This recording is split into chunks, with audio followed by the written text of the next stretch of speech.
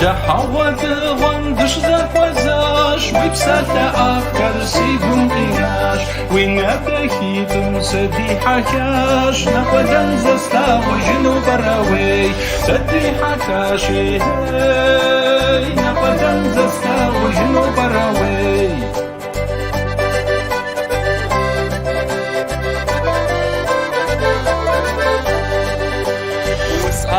خنجا سسغشنا ويبشنا ما قميصة سشوتا سيدا وفتمي زشز مغانش ناقودن زستا وشنو براوي زشز غانش ناقودن ناقودن زستا وشنو براوي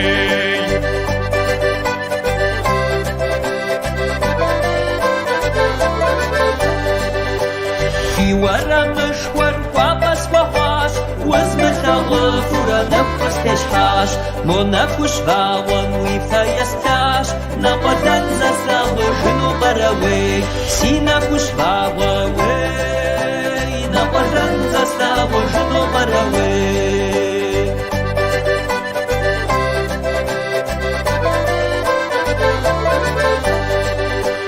موسين الجوخم أوان سقاس شامل سمر شورا سقابلاناش ويناتكي ترسيبون قجاش نقدن زستا وجنو براوي سيبون قجاشي وي نقدن زستا وجنو براوي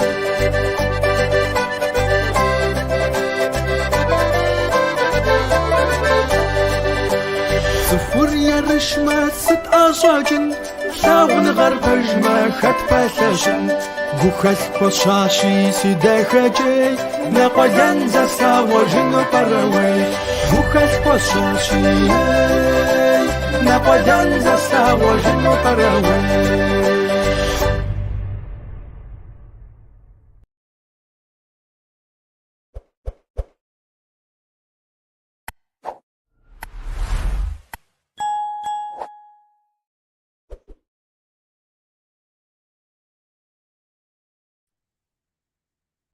Fipşaşarfua silta prodişeke semole Levent. Türkum Ankara galem gıbgadeko psomi selam guapes gızol. Niş haberey dinletinir. Türkubze şekokinus. İyi akşamlar değerli Mole video izleyicileri. Yeni bir yayında sizlerle birlikte olmaktan büyük bir onur ve mutluluk duyarak yeni bir yayınımıza daha merhaba diyoruz. Evet, Mole videonun klasik girişiyle yayınımıza giriş yaptık. Bize Rabze grubundan güzel bir ezgiyi dinleyerek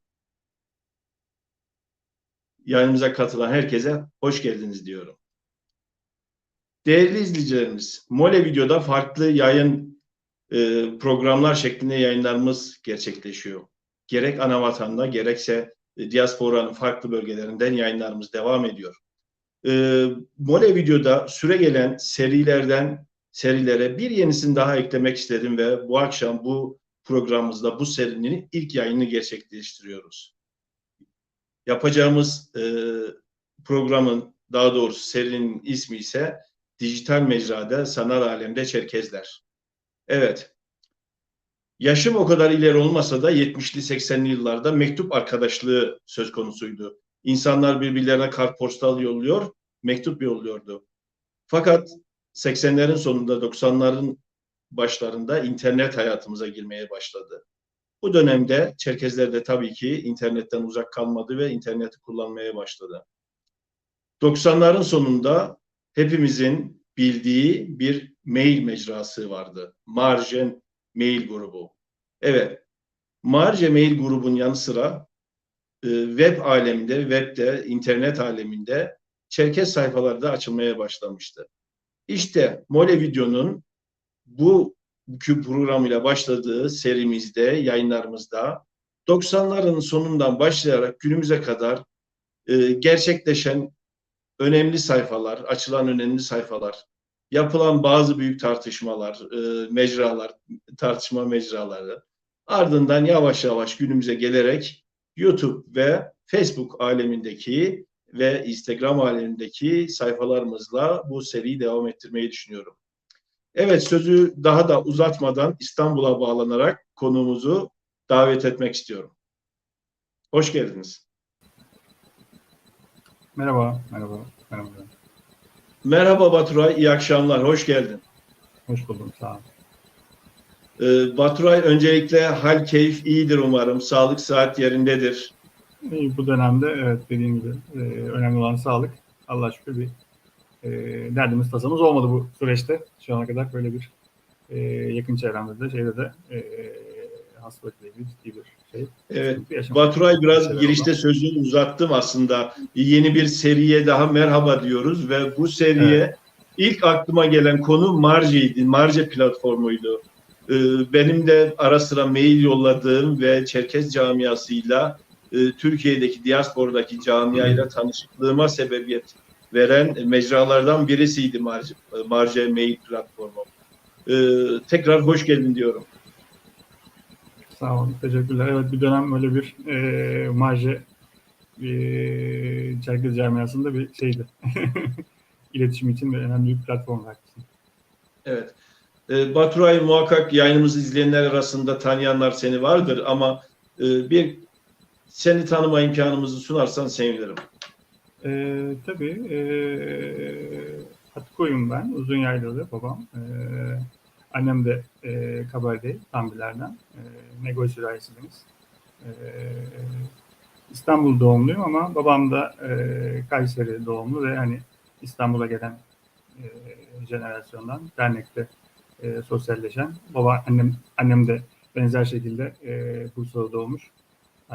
Babası asker, dolaşmış. Sonra İstanbul'a yolu düşmüş onların da. Annemle babam dernekte tanışmışlar. Biz de sosyal ortamımız özellikle Bağlarbaşı Derneği özelinde gelişti. Küçükken böyle bir dernek tozu yuttuk.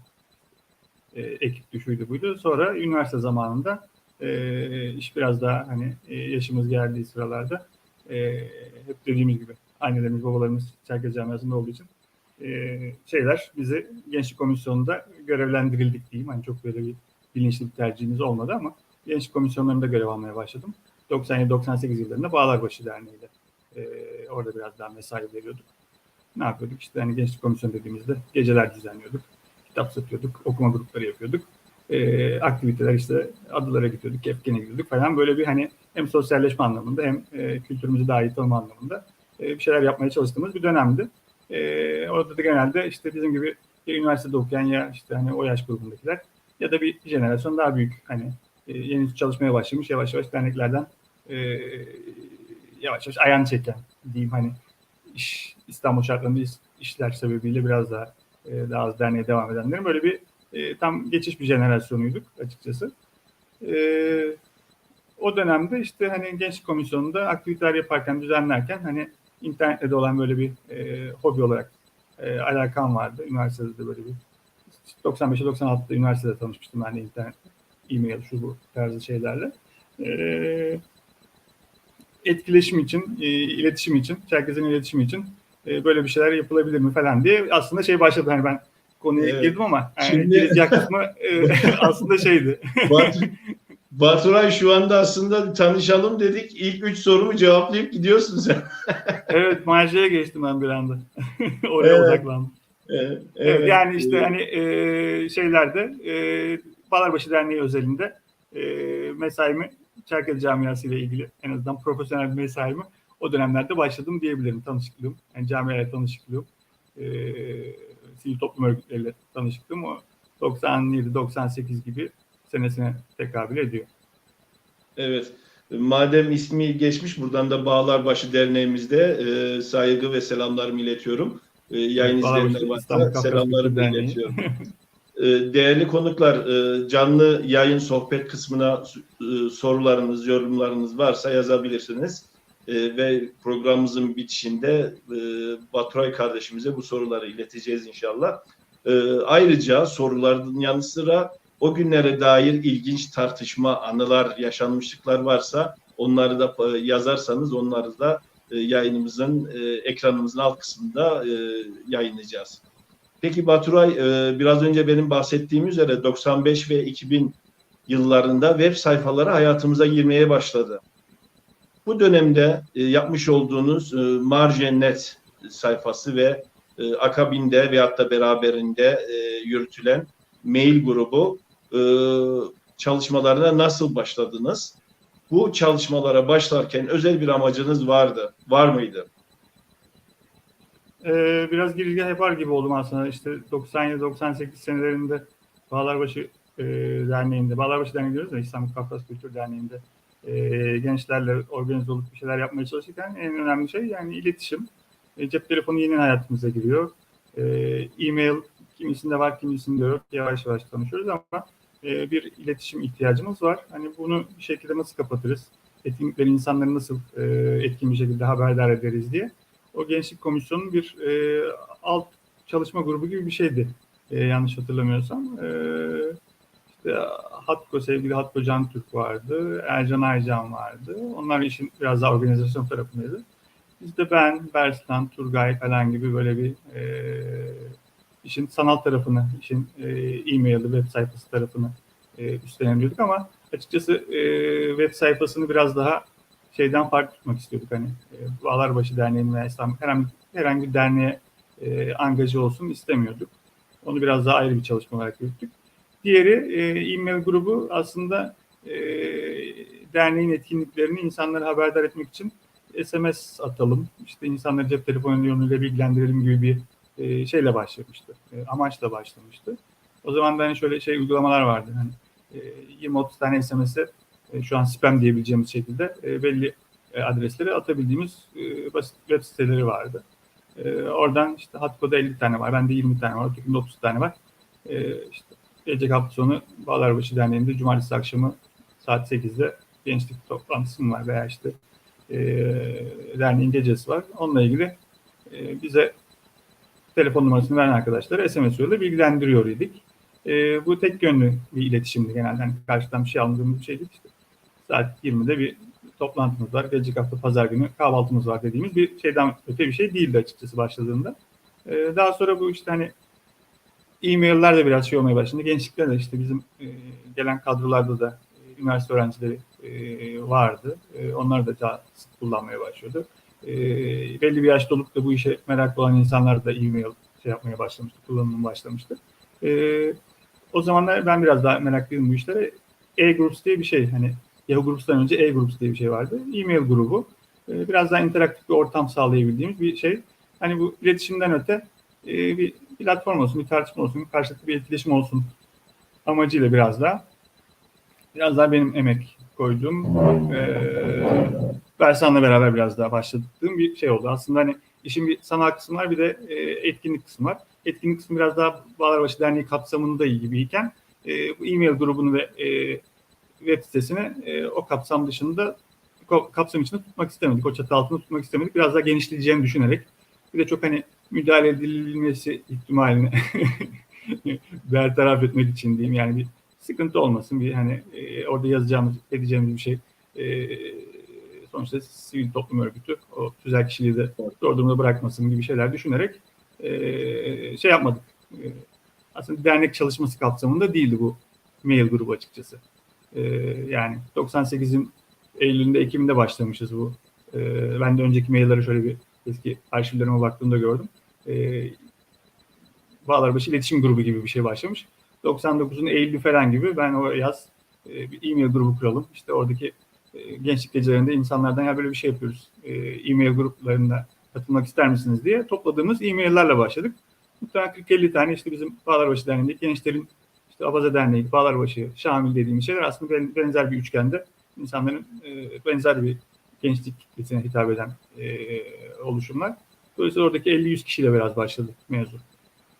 Yani dediğim gibi biraz daha tek yönlü bir iletişim değil de interaktif bir iletişime olanak sağlamak amacıyla bu yeni teknolojiyi kullansak mı amacıyla başladık. Başka bir amacımız yoktu. Yani Marginet'i sorarsan, Marginet biraz daha o zamanlar böyle oturaklı, isimli, tasarımı biraz daha şık olan sitelerden ziyade hani kişisel web siteleri diyebileceğimiz GeoCities altında falan böyle biraz daha adı soyadı biraz daha uzun olan, biraz daha amatörce yapılmış web siteleri vardı. Bunu biraz daha profesyonelce yapabilir miyiz diye kafa yorduğumuz bir dönemdi. Ona da bir mesai harcadık. Kendimizce o zaman bir içerik oluşturup bir şeyler yapmaya çalıştık. Orada da işte hani Bersan'ın da Kuşadoğan babasının arşivinden de faydalandık. Hani çok gün yüzü görmemiş bazı şeyleri taradık. MP3'ler o zaman müzikler çok şey değildi. Çok yaygın bulunan şeyler değildi. Onları bir şekilde dijital ortama aktardık. İşte elimizin altındaki kaynakları kullanarak işte dernek kaynaklarından da erişimimiz vardı. Oradan da kendimizce doyurucu olduğunu düşündüğümüz bilgileri dijital ortama aktararak oradan bir hani en azından bir bilgi havuzu, bir referans sitesi oluşturmaya çalıştık. Dediğim gibi bu da biraz daha birkaç kişinin emeğiyle oluşan bir çalışmaydı Marjinet'te. Onun sanki beraber uzantısı gibi oldu. Hani Marjinet'in iletişim grubu gibi oldu ama hani benzer kişilerin başlattığı bir şey olduğu için öyle bir şey var. Aslında bir mail grubu kendi başına yürüyen bir şeydi. Marjinet'in birebir ayağı gibi değildi açıkçası. Evet.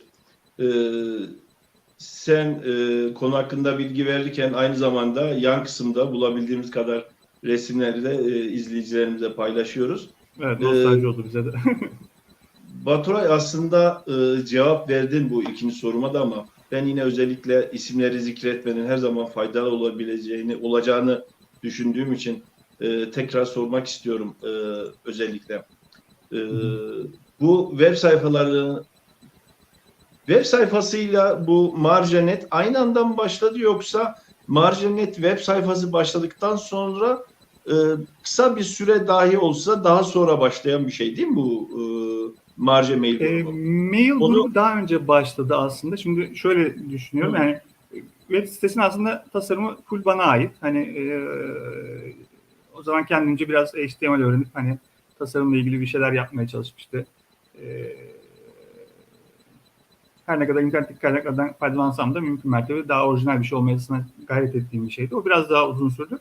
Mail grubu kurmak çok hani zor bir şey değildi. Bizim zaten network'ün içindeydik. Hani 2 akşam arkadaşlar hadi böyle bir şey yapıyoruz dediğimizde bir mail grubunu oluşturmak bu bir şey değil. Benim gördüğüm kadarıyla hani Ankara'ya götürdüğümüz afişlerde falan da bunları yapmışız. 99'un Eylül ayında şeyi kurmuşuz. Marja Mail grubunu kurmuşuz. İlk mailler o zaman düşmüş, yani öyle değil. İlk toplamışız 40-50 kişiyi. Hadi demişiz başlayalım demişiz. Merhaba başlamışız. Web sitesi galiba 2000 senesinin falan olabilir. Hani belki ondan 3-5 ay sonra. Yani çok paralel, hani dediğim gibi ona emek koyan insanlar benzer şeyler. İnsanlar, yani ben varım, Berslan var. İlk başladığımızda biraz daha öyleydi. İşin organizasyon tarafında Hatko ile biraz da Ercan var tarafında. Dernekteki aktiviteler tarafında, ama işin sanal tarafında, işte dijital ortamdaki tarafında biraz daha ben ve Kuşa Berslan'ın şeyi var. Emeği vardı. Kişiler olarak. Evet. Daha sonra işte tarafında, Marja Mail grubu tarafında. Marjanet biraz daha kısa ömürlü oldu. Ona içerik sağlamak lazım. Interaction yok sonuçta orada. Hani bir geri dönüş olmuyor. Orada duruyor. Dursa hala hani belki hala dururdu bazı, çünkü genel geçer bilgiler koyuyor. Tarihle ilgili, müzik falan. Hani bunların çok devamlı güncellemen gereken şeyler değil, ama üzerine bir şeyler eklemediğin sürece de can tutmadığın sürece de çok hani şeyi kalmıyor bir süre sonra. Anlamı kalmıyor, hükmü kalmıyor. O eforu bir yerden sonra verememiş olabiliriz. O ömrünü doldurmuş olabilir, ama Marja Mail grubu tabii içerik bütün kullanıcılar tarafından devamlı sağlandığı için orası daha canlı, tartışma platformu. Evet. Polemik dersin, tartışma dersin, bilgi paylaşımı dersin, iletişim dersin. Birçok işlevi yerine getiren bir platform olarak oldu. Oraya Alper Kahraman da bir dönem sağ olsun çok destek verdi. Yani moderasyon tarafında onlardan bahsederiz, ama o döneminde Berslan biraz daha şeyini çekti. Bana biraz daha Alper sonrasında destek verdi. Ben biraz daha açıkçası, hani masa başı çalıştığım için, ofiste çalıştığım için online gün içinde çok hani devamlı online'dım diyeyim. Hani bu zaman için normal bir şey, ama 2000 senesi için herkesin elinin altında böyle bir olanak yok. Ben de ofis ortamında bir bankada çalışıyordum. Hani bir şey olmadığı senaryoda gün içinde gelen mailleri kontrol edip işte moderasyon şuydu buydu gibi gündelik operasyonel işleri takibim kolay oluyordu. Ben biraz da hem işi sahiplenen hem de o operasyonel tarafını yürüten profildim diyebilirim. Evet. Şimdi aslında özellikle dernek toplantılarında zikredilen bir kelime var. Gençler denilir. 40-50 yaşlara hala gençler denilmesi aslında mutlu da ediyor. Bizim emsal gruplar, ama belki biraz daha yaşımız ortaya çıkacak, ama özellikle nasıl diyeyim 20, 25, 30, yani 30 yaşından küçükler bunu muhakkak belki duymuşlardır ama bilmiyorlardır. Günümüzde Facebook, Instagram, Twitter ve diğer sosyal medya platformları mevcut. Bunlarda kişiler görüş bildirebiliyor, resim paylaşıyor vesaire vesaire, video paylaşıyor. Zamanın sosyal medya mecrası Marge.net veyahut da Marge Mail grubuydu diyebilir miyiz? Ya şöyle hani belli bir grup, yani Facebook'ta da var şunu yapanlar grubu falan diye bir şey var. Yani bizim zamanımızda hani sosyal medya çok içerik, yani şeye gideceğim hani biraz şey, yani Web 2.0, Web 1.0 eskiden hani sadece içeriğin sunulduğu bir mecra vardı. Web 1.0 2000'lere kadar. Hani daha sonra kullanıcılar içerik üretmeye başladı. Web 2.0 dedikleri şey oluşmaya başladı. İşte Facebook'lar, işte Instagram'lar, yani bizim kullanıcı olarak internete bir şeyler yüklediğimiz dönem 2000 herhalde 5'lerden sonra falan başlıyor. O zamana kadar sosyal medya diyebileceğimiz hani karşılıklı etkileşim kısıtlı olduğu bir web vardı, internet vardı. E-mail baktığımızda eski bir teknoloji. Yani tek taraflı bir mesaj gönderiyorsun günün sonunda. Hani asenkron bir iletişim. Hani sosyal medya denebilir mi? Evet, hani belli bir ilgi alanı, odağı olan insanların asenkronda olsa haberleşebildiği bir ortam olması sebebiyle denebilir. Ama şu anki bir canlı, hani çok içerik yöneten, devamlı hani oraya bir şey yüklenen falan gibi bir ortam, hani web ortamında yoktu. Daha sonra forumlar falan çıkmaya başladı. İnsanlar hatta Marja'yı biraz o tarafa kaydırılsa mı falan gibi bir, orası daha dinamik falan gibi bir şeyler konuşuldu ama hani biz artık belli bir şeye getirmiştik Marja'yı da. Hani orada başka bir efor, başka bir emek, başka bir ekibin yapabileceği bir şeydi belki. Biz yani kendimizce o zaman için bir açığı kapattığımızı düşündüğüm için açıkçası buna onca zaman ben de inandım, emek verdim diyebilirim. Yani evet, o zaman için belli bir ihtiyacı karşılıyordu. %100 sosyal medya mıydı dersen ona muadil başka bir şey olmadığı için evet diyebiliriz yani. Evet. Günümüzde sosyal medyada görüyoruz. Herkes görüşünü bildiriyor. Bununla birlikte tartışmalarını yapıyor, görüşlerini bildiriyor, paylaşımlarını paylaşıyor. O dönemler tabii ki bu tip sosyal mecralaşları olmadığı için biraz önce senin belirttiğin üzere web sayfalarında tek taraflı iletişim söz konusu.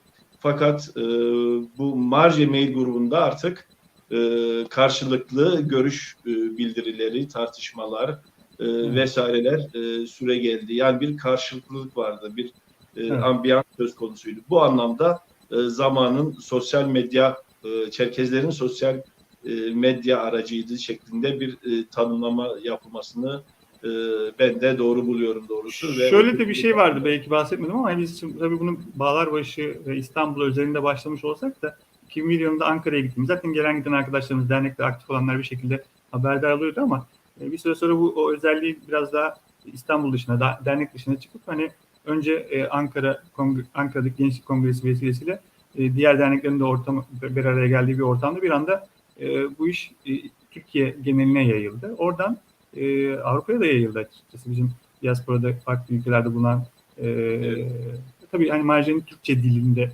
oluyor olması kısıttı hani şey için. Ana vatandan çok katılımcı olamıyordu.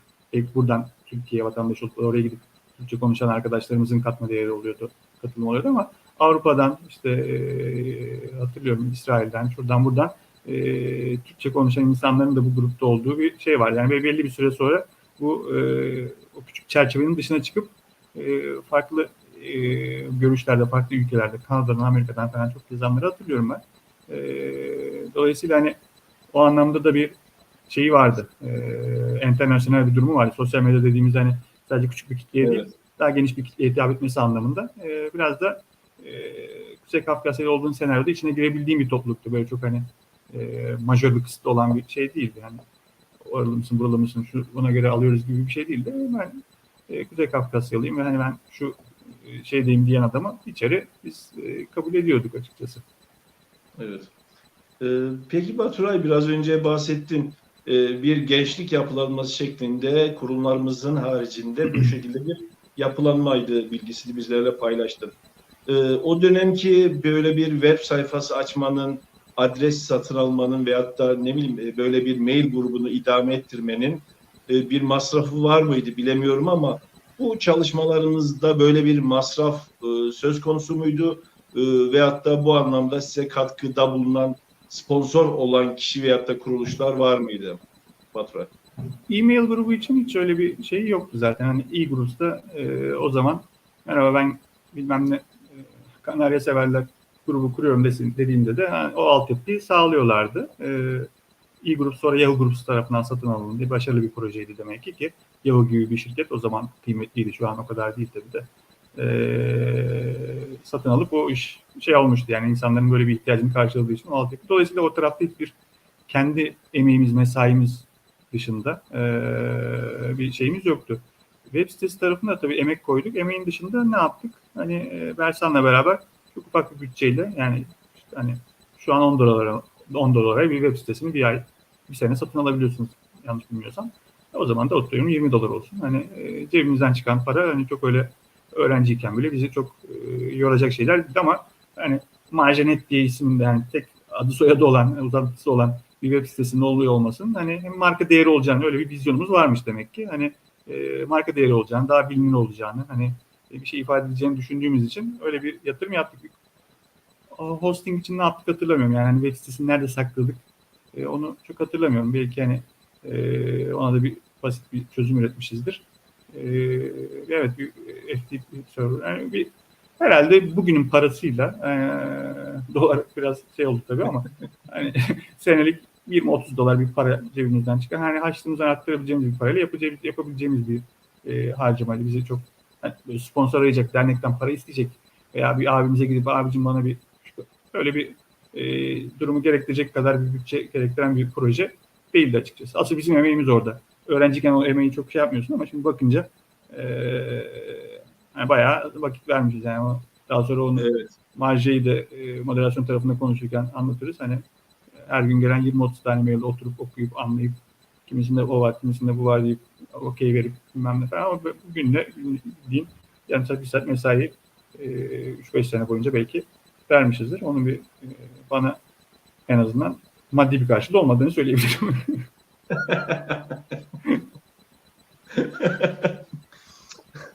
Şimdi bu son dediğine biraz bu gülüşüm şeyden bu tip sosyal mecra veyahut da platformla uğraşanlar oldukça büyük kazançlar elde ediliyor gibi. Evet biraz erken girdik biz bu işe. Biraz erken girdik biz bu işe. Bugün bir arkadaşlarım buradaydı. Oğlu da 12-13 yaşlarında.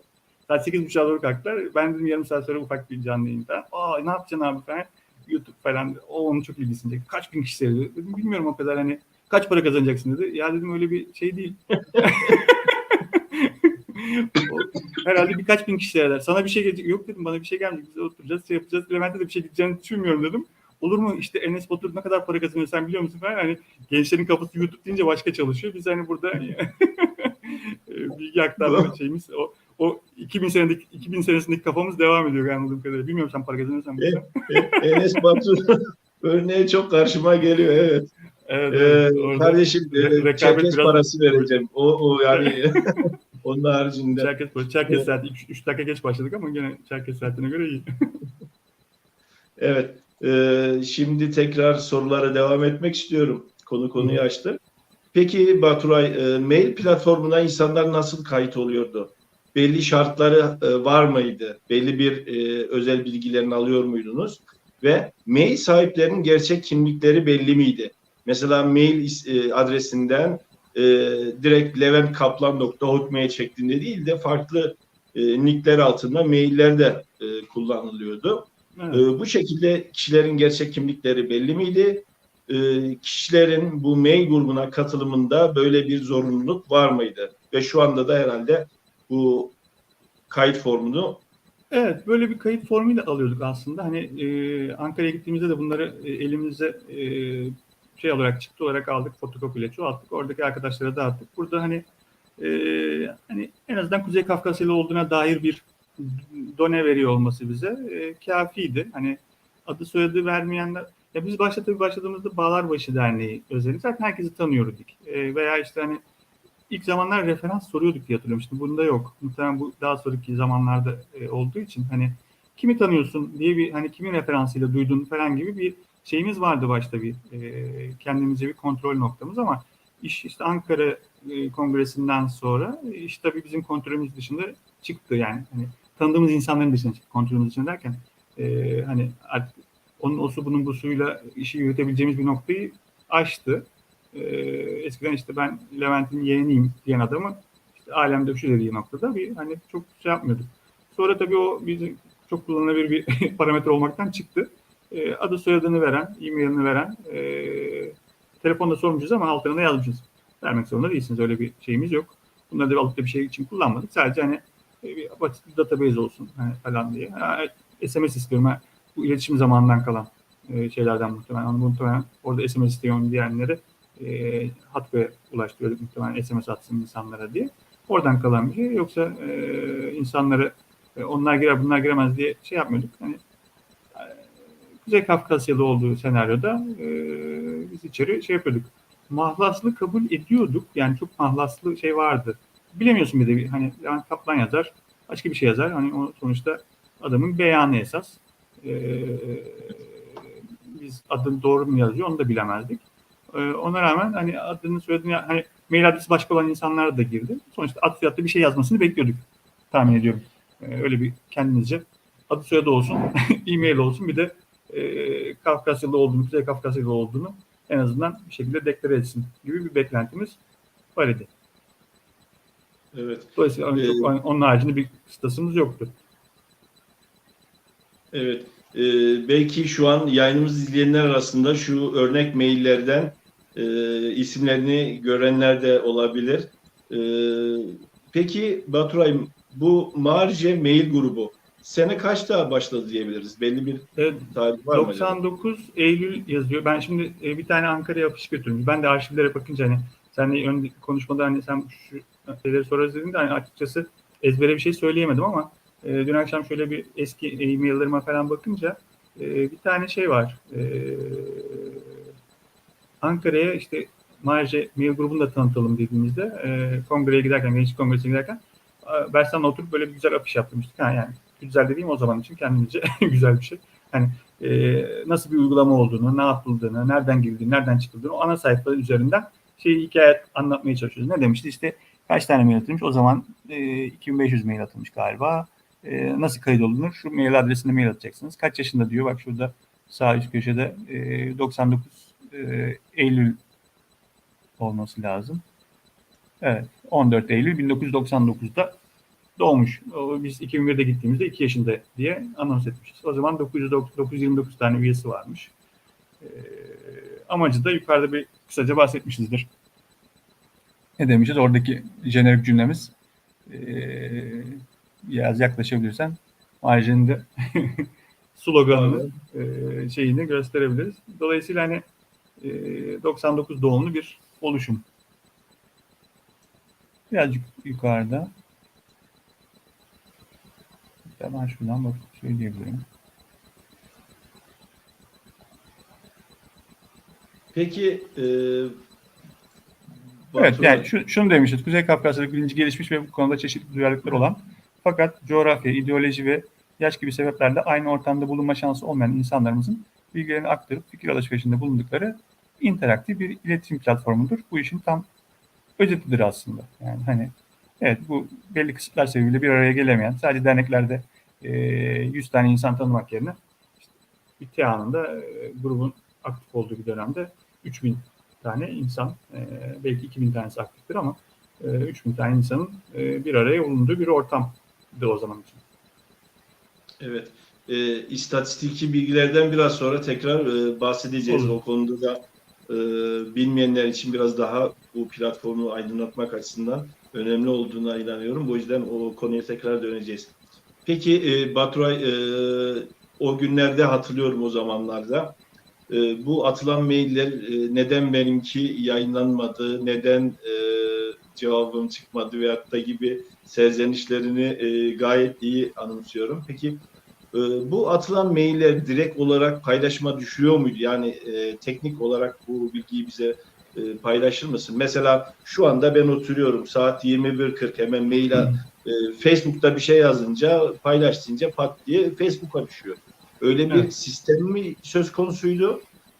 Yoksa bu mailler belli bir bilgi havuzunda toplandıktan sonra kontrolden sonra mı siz bunları paylaşıyordunuz acaba? Ve Aslında e, buyur. şu soruyu cevabından sonra sorayım. Evet, buyurun.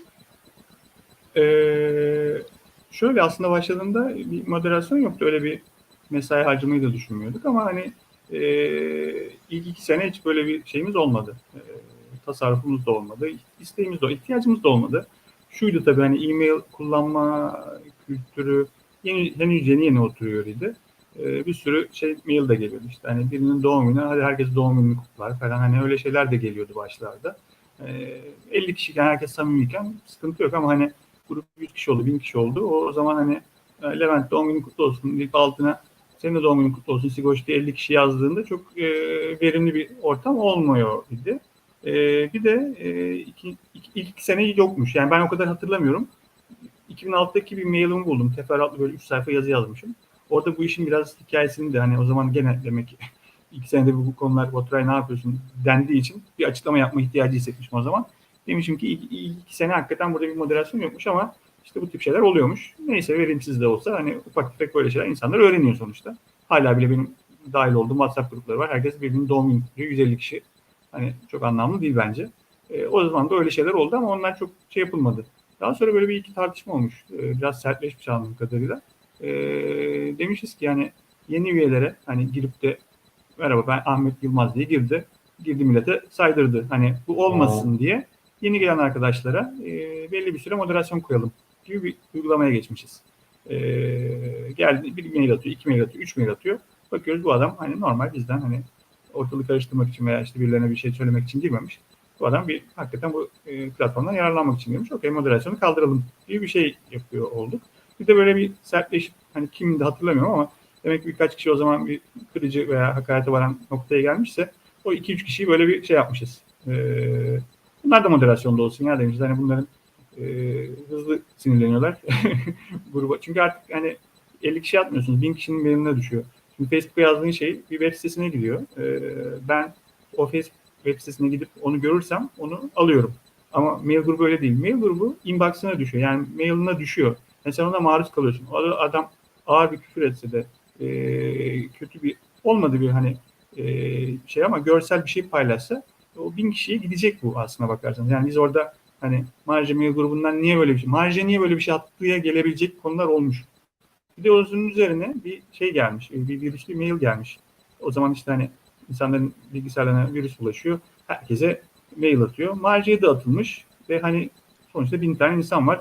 Yarısı bunun hani bilgisayardan anlamaz o kadar hani teferruatlı. Adamların bilgisayarına gitmiş, Marja'dan mail gelmişti. Tıklamışlar, bilgisayarına virüs bulaşmış. Anlatabiliyor muyum? Hani çok kontrol edebileceğim bir şeydi. Marja'nın da bir suçu yok. O bilgisayarına virüs bulaşan adamın da bir suçu yok ama günün sonunda mağdur olan Marja e-mail grubundaki yüzlerce, binlerce kişi olmuş. Da bir motivasyon olmuş. Yani oradaki birkaç tane şey tetiklemiş. Demişiz ki biz 2. sene biz bu işi moderasyon yapalım. Zaten ben 2000'den sonra çalışmaya başladığım için hani online'ım. Gün içinde gelenleri işte yarım saatte, 1 saatte bir şöyle bakıyorum. Bir terminal düşmüş. Okuyorum. Okey go. Devam diyorum. Okey veriyorum. Devam ediyorum. Daha sonra hani 2002'lerde, 2003'lerde biraz daha hani daha tartışma ortamları biraz da alevlendiği durumlar olmuş. Oralarda müdahale olmak zorunda kalmış. Zaten şey de o zaman başlıyor. Yani Bay Baturay moderasyon yapıyor, sansür yapıyor, şey yapıyor falan muhabbetleri galiba biraz daha o zaman. Yani çünkü 2001-2002'deki mevzular biraz daha ihtiyacı binaen oluşmuş. Yani virüslü mail gelmesin, yeni gelen arkadaşlar bir tartalım. Zaten belki o moderasyon koyduğunuz yeni arkadaşların belki bazısı hiç mail atmadan hayatlarına devam edenler var yani. 3000 kişi var. Evet. Mail atan sayısı belki 500'dür, belki 1000'dir. 2000 kişi zaten tüketiciydi belki. O anlamda hani bu işin moderasyon kısmı sonradan bir şeyle başladı. Yani bir ihtiyacı binaen başladı. Hiçbir zaman da biz hani 1. seviyede buna müdahale edelim, şey yapalım diye bir şeyimiz olmadı.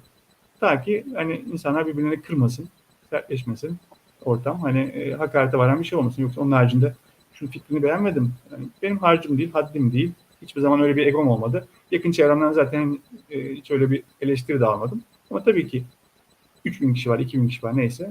Beni tanıyan var, tanımayan var. Bu kim adam gelmiş orada benim yanıma. Belki o öteki taraftaki söylenen bir şey onu kendi üzerine alındı ve hani buna cevap verme ihtiyacı hissetti ve de biraz hararetli verdi. Ben de iş kızışmasın diye ya açıklamasını hani hiçbir zaman mail geçmiyorum kardeşim gibi bir hani veya geçmedim haber vermedim gibi bir senaryo yok. Yani o arkadaşa oturuyorum gecenin 12'sinde görmüşüm o maili. Oturuyorum yarım saat diyorum ki bak işte bu böyle yazarsanız hani karşı taraf yanlış anlar. Hani lütfen bu konuda hani şey yapalım. Hani fikirlerinizi gene aynı şekilde söyleyin ama o tonu düzeltelim veya oradaki şu işte, bir laf etmiş o gidecek oraya yani. Hani benim de aklım o kadar eriyor. Onlara belki müdahale etmişimdir. Onlar belki kimi insanları rahatsız etmiş demeyeyim de işte hani tartışmanın tarafıysan ve hani öteki tarafın sana bir şey söylediğini, sen de cevap vermen gerektiğini düşünüyorsan ve biri seni engellediğini düşünüyorsan tabii ki şey olmuş olabilir, tepki olmuş olabilir.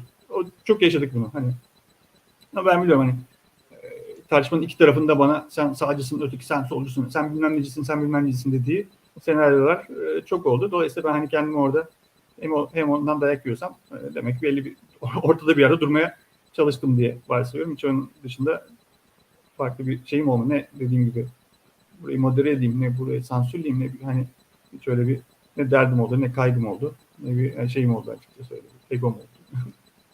Evet. Onu soracaktım. Sansür uyguluyor muydunuz diyecektim. Zaten burada bunun cevabını da vermiş oldum. Niye sansür? Hani neye sansür? Yani biz orada istiyoruz ki insanlar konuşsun, tartışsın hani. Şöyle bir şey oldu hani bana bir dernekten bir abimiz aradı. Dedi ki Baturay'cığım dedi. İşte bak bu gruba yazılıyor ama böyle şeyler hani takip ediliyor bu grup biliyor musun dedi. Kim takip ediyor? Takip ediyorlar. Siz buraya çok da o kadar hani ana vatandı. İşte ana dilde eğitim işte 2000'lerde o ana dilde eğitim biraz daha şey bir konu. Hani tabu diyebileceğimiz bir konu. Hassas konu yani hani devlet o zaman o konuya biraz daha mesafeli şu ankinden farklı yaklaşıyordu. Dolayısıyla bu konuları konuşmasanız mı acaba gibi hani abi tavsiyesi midir? Hani bizi düşündüğü için midir? Başka bir hassasiyetim vardır, başka bir derdim vardır bilmiyorum. Tanımıyorum da o kadar teferruatlı. Dedim ki abi hani burada söyleyeni bağlar yazdığı. Marca grubunu da bağlamaz, beni de bağlamaz. Ben burada hakaret olmadığı sürece hani ana dilde eğitim de konuşulur. Sen onu düşünürsün, öteki onu düşünür. Birbirinizi ikna edersiniz de demezsiniz. Ama oradaki bilmem kaç bin kişi de bunu seyreder, dinler, okur, anlar. Kendine göre bir çıkarım yapar. Benzer şekilde ana vatana dönüşte konuşuldu, o da konuşuldu, bu da konuşuldu. Her dönem işte 2-3 ayda bir böyle bir hararetli milletin birbiriyle farklı aktörlerle veya bazen benzer aktörlerle birbirlerine yaylım ateşi açtığı durumlar oldu. Yani işte o zaman da işte marjenin seviyesi düştü mü? Marje polemik mi yapılıyor? Moderasyon müdahale edince vay marjede sansür mü uygulanıyor? Bir dönem bizim gündemimizde her derneğe gittiğimde bana bir o ne oldu bu ne oldu diye hani sorulurdu. Evet ama hani dediğim gibi orada yazılan, oradaki söyleyen arkadaşım bağlıyor idi. Hakaret etmediği, grup diğer üyelerine saygısızlık yapmadığı sürece orada söylenen herhangi bir şey ben hala çıkıp dönüp de biri bana diyemez ki Batura benim şeyimi kafadan canını istemediği için, fikrimi beğenmediği için yazmadı diyebilecek insan olduğunu düşünmüyorum. O konuda çok içim rahat yani. Vardır benim orada bir onun açıklaması da o mailde altına cevaben yazılmıştır. Ya şu lafı kaldırsanız hani şu karşı tarafı rencide edeceğini düşündüğüm tabir olmasa bununla ilgili benim hiçbir sıkıntım yok yani dediğim. Ya, bazısı abimdir, arkadaşımdır. Özelden de söylediğim vardır. Ya ben atmıyorum bunu. Hani Ali deyip ya ne yapıyorsun ya şimdi ortada niye geriyorsun dediğim arkadaşım da var. Anlatabiliyor muyum? Hani ama hani o kadar tanımadığım, etmediğim adama da veya yaş olarak benden büyük bir şeye de oturup yarım sayfa yazı yazıyordum yani gecenin bir vakti. Onları çok iyi hatırlıyorum.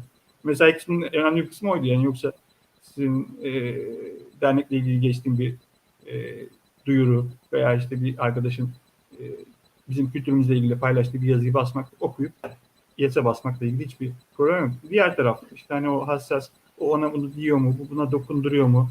Daha önce 2 hafta önce o ona demişti, o da ona istinaden bir şey yazıyor falan diye devamlı böyle bir hak geçmesin. Hatta bu işte moderasyon tarafında Bersan da bir dönem hani şey yapıyordu. Sonra dedik ki hani şey oluyor işte onun filtresi. Sonuçta subjektif bu farkındayız tabii ki. Hani ona hakaret gibi gelmiyor veya onun evveliyatını bilmediği bir hikayeyi ben onaylamamışım. Bu onaylamış. Vay efendim falan olmuş. Anlatabiliyor muyum? O noktada dedik ki hani bu moderasyon işini tek elden yürütmek lazım. Benim mesaim daha uygun, daha bu işe ben full dedike yapayım. En azından tartım da tek kişinin elinden olur. Hani kendince bir standardım var. O standartı mümkün mertebe tutturmaya çalıştım. Yani ben askere gittiğim dönem Alper Kahraman, Kıraç Alper Kahraman devraldı. Bir sene kadar da sağ olsun o ben 6 ay askerliydim. Sonra dönüşte de böyle bir yapana kadar geçiş döneminde de bir yaptı. Destek oldu. Yani yaklaşık herhalde belki bir buçuk sene 2004-2006 arası belki. O Alper yükseldi. Alper de sonra bir buçuk sene sonra Baturay kurtar beni. Bu çok bir iş yani. Hani ateşten gömlek diyebileceğimiz bir iş. Hani herkes bir şey diyor. Kimseye yaranamıyorsun. İsa'ya ne Musa'ya. Sana tekrar bu şanlı görevi geri vereyim dedi. Aldım ben. Meşaleyi tekrar. Yani cidden zor ya, cidden zor yani. İnsanoğlunun tamamını memnun etmek zor değil, imkansız. Tabii ve 2000 bu kişiyi şekilde, nasıl yapacaksın? Yani bir de tanıyan var, tanımayan var. Bir de yani yazarak insan karşılıklı görüşmedi. Doğru. Görüşlerini bildirmediği için doğru. Oradaki bir virgül bile farklı sonuçlar çıkartabiliyor. Tabii ben dernekten bir kısmını tanıdığım insanları biliyorum ki bu hani o yazmamış ama yazı farklı gözüküyor yani. Hani oradaki grup olduğu için şimdiki emoji, gülen surat koyamıyorsun, sevimlilik yapamıyorsun. İroni yapıyorsun, çok yanlış anlaşılıyor. Onu da yazmışım bir yerde. Hani ya arkadaşlar burada ironi yapmayın. Hani 2000 kişi, herkesin algı düzeyi aynı değil. Hani herkesin aynı değil. Hani o yaptığın ironi, adam diyor ki vay sen vatan haini misin? Niye öyle diyorsun? Ya adam şaka yapmış ama hani o anlaşılmıyor grupta. Yani 2000 kişilik grupta onu 100 kişi şaka anlıyorsa 100 kişi de gerçek anlıyor. Yani hani öyle bir ortam değil orası ama tabii e-mail, yazılı kültür en azından hani bu şekilde insanların da tecrübe öğrenmesi gereken bir süreçti. Şansımıza o marjede öğrendiler bir kısmı bu süreci. Evet. Yani o maillerin revaçta kullanıldığı, mail iletişimin kullanıldığı dönemde güzel bir ambiyans yarattı bence. Yani ellerinize kollarınıza sağlık. Buradan aslında diğer arkadaşlardan bir kişiye ulaşıp yayına katılmasını da rica etmiştik ama uygun olmadığı için katılamadı. Tabii ki emek sunan, bildiğimiz, bilmediğimiz herkese de buradan tekrar selamlarımı. Evet, ben de konuştum, Bersan'la da konuştum, Alper'le de konuştum. Yani katılalım, hep beraber katılalım diye. Bersan ya ben hani o kadar yapmayayım dedi. Çok az ilk dönemlerde oldu dedi. Çok hatırlamıyorum hikayeleri de dedi. Alper de bir dönem yapmıştı ama o da biraz son dönemde uzak kaldım ben Baturay'cığım. Yapmıyorum dedi. İkisi de böyle bir bu topa girmek istedim. Bir ben heveslimişim galiba diye dalga geçtik hatta kendi kendimize. Evet. Ya aslında biraz önce dediğin hususta şöyle kazalar da oluyor. Hani kazalar derken malum bu internet mecrası, internet kullanıyor ve çeşitli sayfalar, uygulamalar aracılığıyla bu yayınlar geliyor. Örneğin en küçük örnek mesela şöyle şeyler de olmuş olabilir diye şu an aklıma geldi. Şu an ben aynı zamanda kullanmış olduğum programın mesaj kısmına da bakıyorum ve aynı zamanda YouTube sayfasına da bakıyorum. YouTube'da yayınlanan bir yorum benim kullandığım sayfaya gelemiyor biliyor. Ya hepsini yayınladım, benim dediğimi niye yayınlamadın gibi bana dönüşler olabiliyor. Yani sizler de şu an zaten görüyorsunuzdur. Sürekli gözüm hem yorumlarda hem diğer program Orada o şekilde kaçmalar olabiliyor. Onun gibi size de atılan bir mail belki size ulaşmadı. Olabilir. Veyahut da bugün yanlış yazmış mail adresini. Adam yazmış, hakikaten yazmış. Ben hatırlıyorum öyle. Marje unsubscribe atmış veya subscribe, hani abone olduğu e-mail adresi zannetmiş adam. Hani marje@yahoo grubu atacağına marje subscribe@yahoo grubu atmış. Sonra bana özelden yazıyor. Diyor ki ya Baturay'a atıyorum gitmiyor. Atmıyorsun gruba. Bakıyorum ne yaptın diyorum. Gönder bana bir diyorum. Hani belki ben gözden mi kaçtı? Yanlışlıkla mi bastım? Çünkü reddettiklerim de listeleniyor yani web sitesinde. Hepsini ben görüyorum. Bunlar geçti, bunlar geçmedi falan diye. Acaba bir yanlış bir şey varsa onu tekrar alabilirim. Yanlış bir şey bastıysam, insanlık hali. Yok, adam gitmiş başka yere atmış. Hani o da zannediyor ki belki de öyle bir sürü de insan olmuştur yani. Baturay'a da atıyoruz. Olmuştur. Marje grubuna da ulaşamıyoruz diyen de olmuştur belki. Onu hani benim bildiklerim bunlar, bilmediğim de vardır illa ki. Olmuştur. Değerli izleyenler, yayınımızın başında demiştim, daha sonra yayına katılanlar olmuş olabilir. Marje platformuyla, mail platformuyla ilgili ilginç anıları, soruları olanlar yorum kısmına yazabilir. Herhangi bir Baturay gibi bir sansürcü bir yayıncılık uygulamayıp tüm mesajları yayınlayacağımı belirtmek Konunu sattın istiyorum. yani. Tabii ki espri tabii ki. Peki Baturay, biraz önce kısa da olsa bahsettin. Bu konuya ben biraz sonra tekrar dönecektim demiştim. Toplam kullanıcı ve hatta mail sayısı gibi istatistiki bilgiler var mı? Böyle kaç sayılara ulaştı acaba? Marje mail grubu. 2006'da böyle bir demek böyle bir gene polemikler olmuş. Oturup uzun uzun yazmışım bu şeyi. 2006'nın Nisan ayında attığım mailde demişim ki 22 bin mail atıldı bugüne kadar demişim. Bu iş 2010'a kadar falan devam etti. 2009-2010'a kadar. Galiba 2011-12 gibi işte hem ya grup bu işleri biraz daha şey yaptı. Hem bizim artık enerjimiz kalmadı. Veya işte çok platform oluştuğu için artık marjinin de eski şeyi kalmadı. İnsanların başka iletişebileceği işte WhatsApp grupları kuruldu. Belki Facebook o zaman yavaş yavaş başlamıştı, tam %100 hatırlamamakla beraber.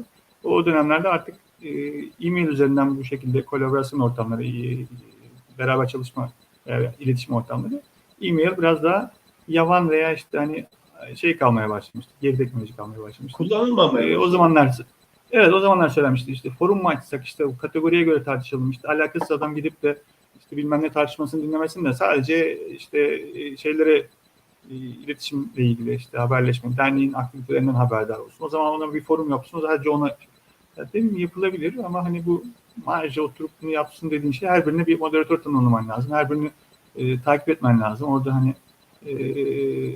yazdı yazmadı, kim yazdı, hani buranın kendince bir yapısı var ve hani bunu bir şekilde yönetebiliyoruz ama o bizim hani artık bizim de artık yaşımızda belli bir yere gelmişti. Hani o kadar eskisi kadar sıfırdan bir şey kuralım, vakit ayıralım falan. Hani gençlerden de böyle bir şeyim yoktu açıkçası.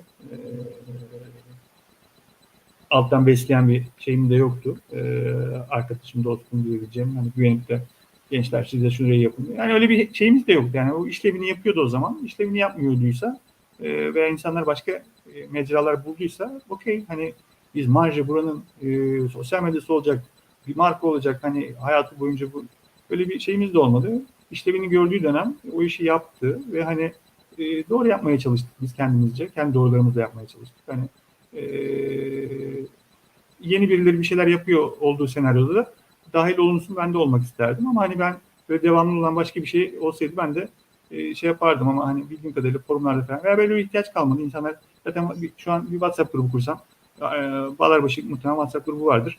150 tane üyesine, 300 tane bilmem nesine meraklı aktiviteleri takip eden insanların maillerine zaten WhatsApp'tan atıyordur. Sen nasıl atıyorsun? Hani seni takip eden üye kitlerine WhatsApp'tan arkadaşlar bu akşam 3 gün sonra yayın var diyebiliyorsun. Şimdi onun için bir mail grubu atacaksın. O adam mailine bakacak, görecek falan gibi bir şey kalktı. Asenkron değil, artık daha senkron atıyorsun ve ulaşıyor.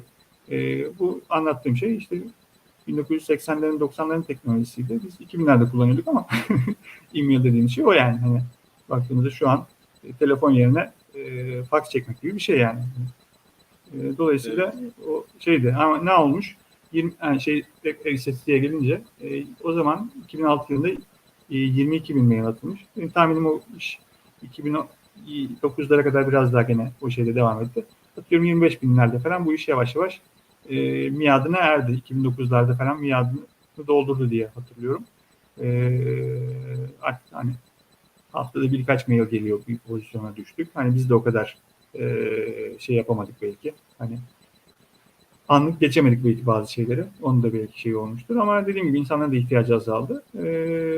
Son yazdığımda da işte o aralarda herhalde tepe noktası 3000 tane kayıtlı e-mail adresi varmış. Tahminim benim bunların bazı çift e-mail'e kayıt olanlar vardır. Aktifler vardır falandır. Hani tahminim 2000 tane aktif e-mail vardı. Dolayısıyla ciddi bir 8-10 senelik 2-3 bin kişinin bir şekilde katılımda bulundu. En azından tükettiği, hepsini üretmese de veya işte orada mail atmasa da 3 bin kişinin bir şekilde hayatına değmiş. Okuduysa bir şeyler öğrenmiş. Birbirinden haberdar olmuş. Başka dünyada başka fikirde olan insanların fikirlerini okuyabildikleri bir ortamdı. Ama 2009 itibariyle şey yaptı. Hatta o mailde ben şey demişim. Arşiv de sormuşlar bana. Belki sen de soracaksan da bununla ilgili bir arşiv var mı diye. Hani ben Yahoo Groups'u o kadar işte arkasında Yahoo var. Zaten bunun altyapısı var falan diye mangalda kül bırakmamışım. Bunlar zaten arşivliyordur bunlar adamlar demişim ama bu servisi sonlandırınca tabii bizim gibi binlerce e-mail grubu var. Bir sürü yazışma var. Bu adamlar bu işin arşivini tutmakla ilgili bir tasarrufları olmadı. Bende de bölük pörçük hani işte çalışırken bir dönem saklamışım, mailime düşmüş. İşte maillerimin yanında başka bir folder'a düşmüş. Batura@hotmail diye bir hesabım vardı. Hotmail'ın işte o zaman yeni açıldığı zamanlar almışım ismimle. Kıymetli bir şeydi kendimce. Onu da bir şekilde birileri hacklemiş mi ne yapmışsa o hani orada bir orayı ben şey gibi kullanıyordum. Hani, marjaya gelen bütün mailler oraya düşüyordu. İlk aboneliğim oydu. Orada bütün historisi var, bütün geçmişi vardı bu işin diye düşünüyordum ama onda bir ara kaptırmışım. Dolayısıyla orada da bir şeyim yok. Bende de bölük pörçük bir şeyler var. Ama hani zaten o bilgilerin ne kadarı kıymetlidir, o zamanın tartışmasıdır, o zamanın bilgilendirmesidir. Yani bir kısım var da tabii ki tarihe düşen notlar hani şey demişiz. Yani suya yazmıyoruz sonuçta. Bir yere yazıyoruz arkadaşlar diye kendimizi motive ediyorduk o zaman. Yazmışız bir yerlere ama hani şu an biraz daha anılarda kaldı gibi. Geçen Okan İşcan şey yapmıştı böyle bir kitabıyla ilgili böyle bir şeyler bakıyordu. Onunla haberleştik sağ olsun. Severim çok kendisini. Ayrıca zamanında da çok katkısı vardı. Hatta onunla bir şakalaşırdık hani. Çok yazardı. Görüştüğümüzde derdi. Diyor, Batıran benim maaşımı ödemedim bak bu ayda gecikti falan diye. Böyle bir kendi aramızda şeyimiz vardı. Ona böyle bir şeyler yaparken baktım da hani tam böyle full şey bulamıyorsun hani. Bende yok en azından yani. Bu full arşiv yok. Evet. Aslında dediğin gibi bu soruyu da iletecektim. Şimdi aslında bu mailler bazılar hani maili sıradan bir şey gibi görebilir ama aslında toplumsal veri arşivimiz şeklinde bir mekandı bence. Yani keşke bu şekilde bir koruyabilseydik veyahut da saklayabilseydik. Aslında böyle arşivciliği ben seviyorum. Mesela daha önceki zamanlardan kalmış 2003'ten biraz buldum ben de mail sayfamda 6'dan filan ama çoğunluğu 2010'lu yıllardandı. Mesela program söz konusu olunca acaba kimler neler paylaşmış, kimler neleri tartışıyormuş diye elde Evet. olan mailler şeyle baktım. Aslında gündem hemen hemen aynı. Biraz değişiklik olsa da gündem hemen hemen aynı. Yapılan bazı organizasyonlar mesela Kaffe'nin ortak akıl toplantısından sonra güzel tartışmaların olduğunu gördüm. Onları anımsattı bana gibi. Aslında bu tip mailler saklanması da lazım. Ben neden saklamadım diye kendime biraz kızdım doğruyu söylemek gerekirse. Çünkü yani kişiler hakkında da bir veri olabiliyor ileride kullanılan. Yani kötü amaçlı değil. Bir kitap yazar, şey yazar, bir tez çalışması olur. Şu yılda şöyle demiştiniz ama gibisinden. Molevideo'nun bir sözü var. Mesela Baturay. Söz gider video kalır diyorum. Bir kamu çalışan olarak söz gider yazı kalır malum atasözü gibi. Söz gider video kalır şekline çevirdim ben onu. O hesap, YouTube'a güvenme ama YouTube da kapatırsa yarın sen de bir arşivi dursun. Ben Yahoo'ya güvendim yolda kaldım. Güvenme diyorsun evet. Bir ara bu YouTube'a Türkiye'den yasaklar varken o sıkıntıyı da çektim. Bir de o var mesela. Her neyse de keşke saklayabilseydik iyi olacaktı Şöyle ama mesela işte benim o bulduğum şeyde 7.000 tane mail var. Hani baktığında şeyin aktif olarak kullanıldığı 2001, 2002'den 2004 askere gidene kadar ben 2004'ün yazında gitmiştim. O 2,5 senelik bir blok halinde var. Sonra da hani bölük pörçük bir şeyler hani önü arkası belki toparlanıp illa birileri bir şey yapmak istiyorsa ben hani şey yapıyor oluyorum ama hani buna kadar yani webde duran bir şeye zaten üye olan birinin erişmesi başka bir şey. Benim bir pil tarihinde birinin attığı maili başka birine vermem başka bir şey. Yani şimdi başka kaygıları oldu yani kişisel verilerle falan filanla ilgili. Evet, evet. Biri dese ki arkadaşım benim 2000 senesinde attığım maili sen niye kimle paylaşıyorsun arkadaşım? Dese bunun bir şeyi var mı bilmiyorum açıkçası. Hani biri derse ki Baturay'cığım ya ben şurada bir mail atmışım acaba var mıdır dese. Hani Okan gibi samimi bir arkadaşım. Ona bir onunla ilgili bulduğum 20 tane 30 tane maili paylaşmamla ilgili bir şeyim yok ama abi onu alalım arşivleyelim birine söylediği bir şey yapalım dediğinde bunun bir şeyi olabilir. Onun için o topa girmem. Yok o şey için değil yani sen bunu dediğin gibi bir silah olarak değil. Yani Yok hani öyle de olmasa hani benim çünkü 2000 senesinde bir şey düşünmüş olabilir ve hani bu iyi niyetli veya kötü niyetli şu an onun hakkında tercih etmiyor olabilir yani. Yani ben 2000 senesindeki adam değilim. 2020 senesindeki, 2022 senesindeki başka bir adamım. illaki onu Baturay şöyle dedim acaba izleyenler tarafından da yanlış anlaşılabilir. Şimdi özellikle kurumsal veri anlamında diye özellikle belirttim. Mesela Tabii doğru ortak akıl evet. toplantısını örnek gösterdim. Evet, Kafkas Devletleri Federasyonu oldu, bir almanak hazırladı veyahut da böyle ortak akıl toplantılarımız neydi diye bir çalışma yapmak istediğinde onlarda da veriler azdır, kıttır. Çok haklısın. Böyle Evet.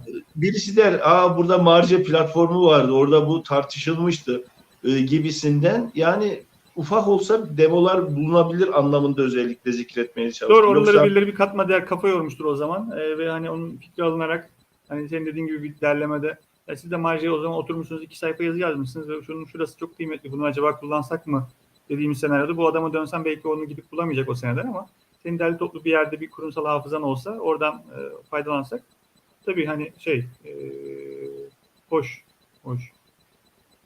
evet. olabilirmiş.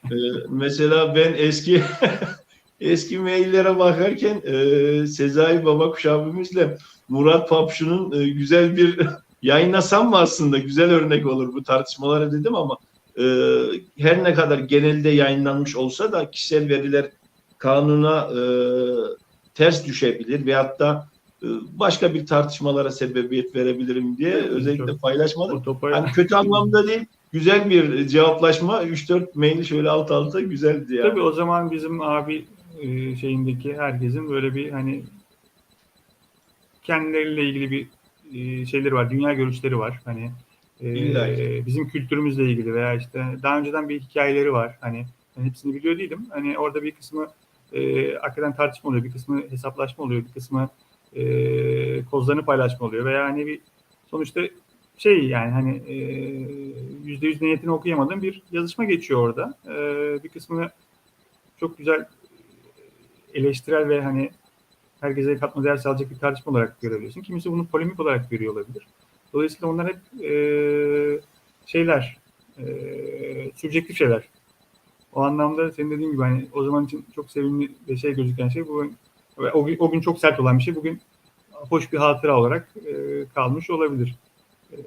Dolayısıyla ben dediğim gibi o Erol abiler, Yusuf Taymazlar, Murat Papçular falan hepsi böyle o zaman için bizim takdir ettiğimiz, sevdiğimiz, saydığımız abilerimiz, Muktedir İlhanlar falan böyle birçok isim var orada hani kıymetli isim var. Onların fikirleri de hem o zamanki gençlere yön vermek anlamında hem diğer insanlara bilgi aktarmak anlamında şey olmuştur. İnsanlara bir katma değer sağlamıştır eminim. Bir kısmında da bunlar dediğim gibi hani ya bunlar tartışıyor diye bakmış olabilir. Kimisi de buradan alabileceğini almak diye bakmış olabilir. O dönem çok insan buraya mesai harcamış. Ben de döndüm baktım. İşte o Evet. 7.000 tane maili dün akşam şöyle bir hızlıca bir hani okumak anlamında değil de kimler ne katma değer sağlamış. Yani kimler ne kadar mail atmış diye baktığımda bir sürü şu an hani adını anmaktan memnun olacağım. Bir sürü ismi gördüm oraya. Onlar hakikaten o zaman için burayı bir fikir platformu, fikirlerini ve görüşlerini paylaşabilecekleri, insanlara aktarabilecekleri bir ortam olarak görmüşler ve oturmuşlar. Oturup 3'er sayfa, 2'şer sayfa mailler yazmışlar. Hani bu bence hem topluluğa kıymet verdiklerini gösterir, hem bu ortama bir anlam yüklediklerini gösterir. Demek ki bir ihtiyaçmış ki o öyle bir şey olmuş. Çünkü her zaman her yerde aynı şekilde aynı ortamda sağlıklı bir şekilde oturup konuşma şansımız olamayabiliyor.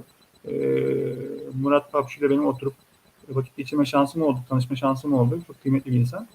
Ama herkesin olamaz yani. Hani İstanbul'un belli bir bölgesinde oturan bir insanlar Murat abiyle yüz yüze tanışma şansı, onun fikirlerini alma şansına sahip olabilirler ama Ankara'daki veya işte Eskişehir Derneği'ndeki bir arkadaş da onun fikrinden bu ortam sayesinde haberdar olacak. Yoksa Murat abinin akademik yayınlarını okuyup da burada veya işte bilmem ne dergisinde yazdığı bir makaleyi okuyup da ondan öğrenmesi çok zor. Hani daha biraz daha halkımıza hitap eden şey bu mail ortamında ister tartışmada, ister bilgi aktarımında, ister polemikte ne dersen de ama orada bir şey aktarılıyor. O insanın bir birikiminden, bir süzgecinden geçmiş bir bilgi o günün sonunda.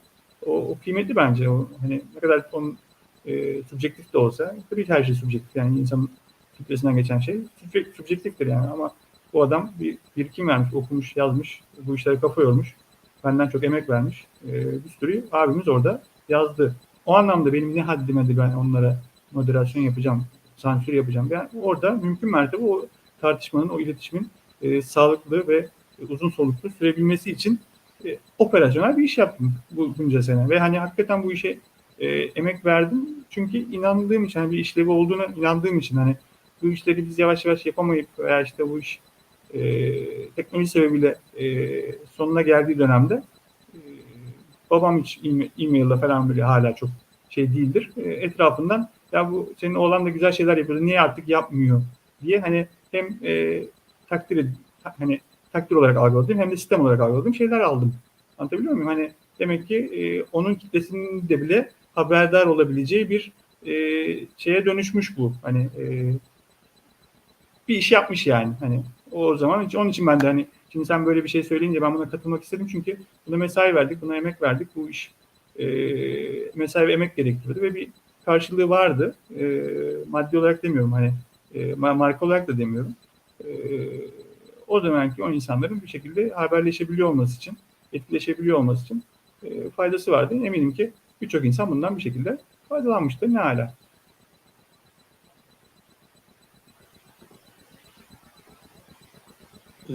Yorumlar da geliyor zaten o güne dair. Baturay. Onları da bir altta yayınlıyorum ama elden geldiğince hızlı bir şekilde. Ben göremiyorum vallahi o kadar. Biraz sonra hızlı bir şekilde okuyacağım zaten. Tamam. Biraz önce anlattığın kadarıyla aslında bu teknolojik çağın yeni getirdikleri araçlar gerekçesiyle, sebebiyle bu Marje platformu sona erdi diye anladım ben aslında. Yani birisi yeter artık bunu bitirin gibisinden herhangi bir şey yok, söz konusu şey olmadı. Hani evet yok hiç kimse ne müdahale. Hani belki gene o eforu koysak hani işte T anında o şeylere baktığımızda ayda 700 tane mail geliyormuş. Sonlarda baktığımızda 100 tane mail geliyordu. Sonra 50 tane mail geliyordu. Hani öyle bir ihtiyaç eskisi kadar kalmamıştı. Belki hani insanların dediğim gibi farklı mecraları kullanıyor olduğu senaryoda e-mail ile haberleşmede eskisi kadar. Şimdi de kaç kişi mail atıyor? Hani SMS veya 10 sene önce hayatımızda çok önemli. Şu an bana bir tek işte kargo şirketinden geldi, SMS'i geldi. Onun dışında SMS gelmiyor yani. Hani o da eskiden 10 sene önce baksan SMS dünyanın en önemli şeyiydi. SMS üzerine haberleşiyorduk. 10.000 tane SMS almak kıymetliydi. Şimdi ben hani SMS attığımı hatırlamıyorum yani. Anlatabiliyor muyum? Hani e-mail de şu an kurumsal için anlamlıdır. Ben teklif geçiyorsam bilmem ne yapıyorsam e-mail ile geçiyorum ama onun haricinde ben herhangi bir ticari hayatımda da bir şey yapıyorsam herkesin WhatsApp'ı var, bilmem nesi var. Hani onunla asenkron gibi gözükse de aslında çok hızlı bir iletişim. E-mail atma bana WhatsApp'tan gönder diyor. Hani mevzu o tarafa dönüyor. Dolayısıyla kurumlar da tabii ki duyurularını bilmem nelerini bir platformları varsa onun üzerinden yapacaklar. Mail grupları varsa gene tek yönlü bir iletişim sağlayacak bir ortamları var ama bu etkileşim şeyleri işte hani herkesin içerik ürettiği sosyal medya mecralarına kaydı. Şu an Twitter'da otur işte fikir önderdiğin herkes varsa otur oradan dinle her gün söylediğini tıkır tıkır al. Hani ne mail grubuna üye olman gerekiyor ne bir şey. İşte Levent'i beğeniyorsun, Baturay'ı beğenmiyorsun. Levent'i takip edersin, Baturay'ı takip etmezsin. Tartışıyorlar. Baturay'ı takip etmediğin için o tartışmadan haberdar olmazsın. Sadece Levent'in aktardıklarını öğrenebilirsin. Hani anlatabiliyor muyum? Hani şu an Twitter'ı kullan, etkin kullan, organize ol. Gene olursun yani. Hani hiç bir şeyden eksik kalmazsın. Evet. Peki Baturay şeyi de sorayım. Yurt dışından mail geliyor mu? Yani bu sadece Türkiye'deki hemşerilerimiz tarafından mı kullanıldı? Yoksa Avrupa veyahut da dünyanın farklı yerlerinden var mıydı?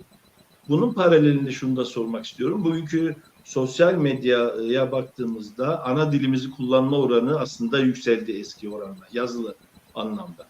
E, Hı hı. Halk arasında, sokak dilinde her ne kadar aşağı doğru bir seyir izlese de, azalsa da bugün birçok sayfada ana dilimizde mesajların geldiğini, cevapların, yorumların yapıldığını görüyoruz. Bu da güzel bir olgu ve bunun da arttırılması gerektiğini düşünüyorum. Buradan da izleyenlerimizi özellikle bu anlamda teşvik etmek istiyorum, bu anlamda da. Bu şekilde Marca mail grubuna Anavatan'dan Çerkezce mailler falan geliyor mu? Yani böyle bir şu anki ortam bir şeyler oluşmuş muydu acaba? Ee, Şeyde söylediğim gibi aslında Marce'nin iletişim dili Türkçeydi. E, Yurt dışından gelen şeyler vardı. Fehim Taştekin Ajans Kafkas kapsamında o bölgeden ama Türkçe içerik olmak üzere sunuyordu. İbrahim Çetao falan galiba şeydeydi, Kafkasya'daydı. Vardı öyle tek tük oradaki gelişmelerden bizi haberdar eden şeyler ama hani Çerkezce, Abazaca veya başka dillerde geçiliyorsa da ya önünün arkasına bir Türkçe bir kalabalığa da anlaması için bir şey atılıyordu diye hatırlıyorum.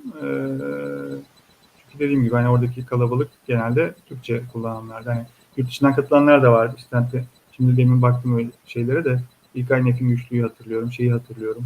Monika Akman'ı hatırlıyorum. Onlar özellikle Avrupa'daki arkadaşlar onların katılımlarını hatırlıyorum. Ama Kafkasya'dan gönderenler de vardı. Ama dediğim gibi Türkçe kullanılıyor. Hani benim de açıkçası Çerkezce bilgim olmadığı için hani eğer öyle bir şey oluyor olsaydı da hani takip ediyor veya hani o tarafa belki Çerkezce bilen biri şey yapsaydı senin yayınların gibi o dil de belki etkin bir şekilde grupta kullanıyor olmak gibi bir şey olurdu ama benim öyle bir bilgim, becerim olmadığı için o resmin içine hiç girmedi ve yani dediğim gibi hani bu bölgenin biraz şeyiydi hani Abaza Derneği'nde veya İstanbul Kafkas Kültür Derneği'nde olan bir şey de o tarafın çok şeyi değil ama biz o taraftan gelen bilgi akışına ihtiyacımız vardı ve o akışı sağlayan kurumsal şeyler vardı. Hani Ajans Kafkas gibi birkaç tane daha böyle ajansların bilgileri akıyordu.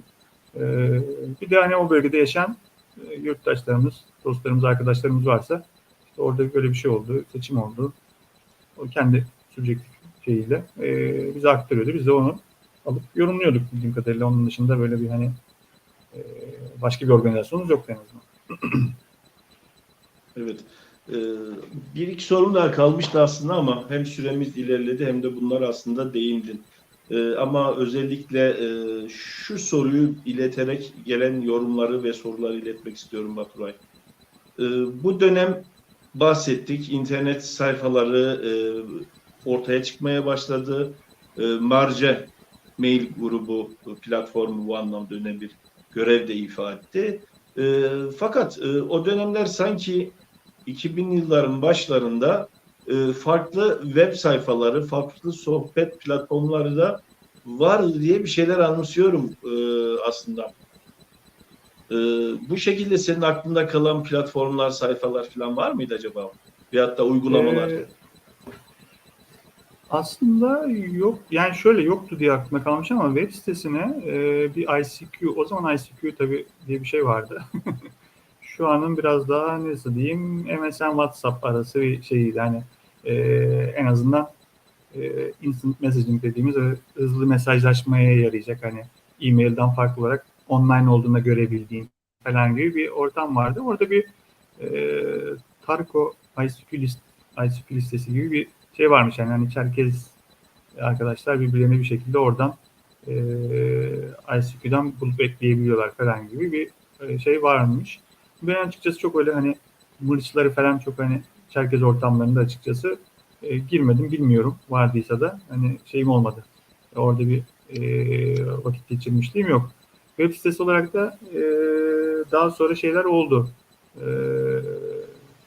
Yani derneklerin dışında ufak tefek şeyler var. Benim zamanımda da vardı ama dediğim gibi biraz daha hani marka gibi değil de hani GeoCities falan gibi şimdiki ne diyeyim WordPress gibi hani standart şablonların içinde kendince içeriğini koyup da koymaya çalışan, çok güzel kaliteli içerik de yapan şeyler vardı. Mesela hani İsrail'den Abzak İdris diye bir arkadaşın şeyini hatırlıyorum. Onun MP3'ler mesela o zaman çok etkilenmiştik. Hani erişim şimdiki kadar kolay değildi. Kafkasya'dan veya işte şeyden farklı kaynaklardan müzik kaynağına ulaşabilmek. Oradan MP3 formatında veya başka formatlarda bir İslam'ı dinlemiştim. Hani çok cızırtı ve kötü bir çekim olmasına rağmen o versiyonuna hayran oldum, aşık oldum diyeyim. Onu mesela onu hala bulabilmiş değilim mesela onu onu dinleyebilmek isterdim. Hani çok hani tek tük arada kalmış şeyler bulunabiliyor idi. İTÜ'de böyle bir oluşumlar oluyordu. Oradaki arkadaşlar da biraz daha şeylere yakındı. İşte yani İTÜKAF'ın dernekle veya işte ekiple ilgili şeyleri falan vardı. Mesela enteresan bir yana Anıl Ercan'la tanışmamız böyle Kafkas Apaza Derneği'nde şey yapıyoruz. Gençler bir araya gelmişiz. Anıl'la ilk defa karşılaşıyorum. Ondan sonra böyle işte web sitesi ben de uğraşıyorum ayrıca. İnternette Çerkezlik'le ilgili ne var hepsini biliyorum. Hani kim ne grafik koymuş, kim ne müzik koymuş hepsini inceliyorum. Farklı bir şey yapmaya çalıştığımız için hani hem esinleniyorum hem birebir olmasın veya işte farklı bir şey olsun diye şey yapıyorum. Bir yani orada işte resim formatları var da GIF diye. Onlar anime olabiliyor. İTÜKAF'ın sayfasında muhtemelen işte küvet atan bir delikanlımızın şeyi var. GIF'i var. Anıl bir GIF adı da. GIF'in adına kadar hatırlıyorum. Şeyde tanıştık. Merhaba ben Baturay, ben Anıl. Ne yapıyorsun? Ya İTÜ'de okuyorum. İşte. Sen de ben de İTÜ'de okuyorum. Ben de İstanbul Teknik Üniversitesi'nden mezunum ben de. Ne yapıyorsun? İşte dernek, işte İTÜKAF'ta oynuyorum falan. Ben böyle bir anda sen Anıl bir GIF sen misin dedim. Kendi fotoğrafını böyle GIF'e çevirip onunla ilgili böyle bir hani ufak bir animasyon yapmış. Web sitesinde küçük bir hoşluk yapmış. Hani o dönem neler vardı neler yoktu iyi kötü biliyoruz. Sana da o zaman işte hani referans olabileceğini düşündüğüm şeylerle ilgili marjada koyduğumuz linkleri paylaştım. Varmış.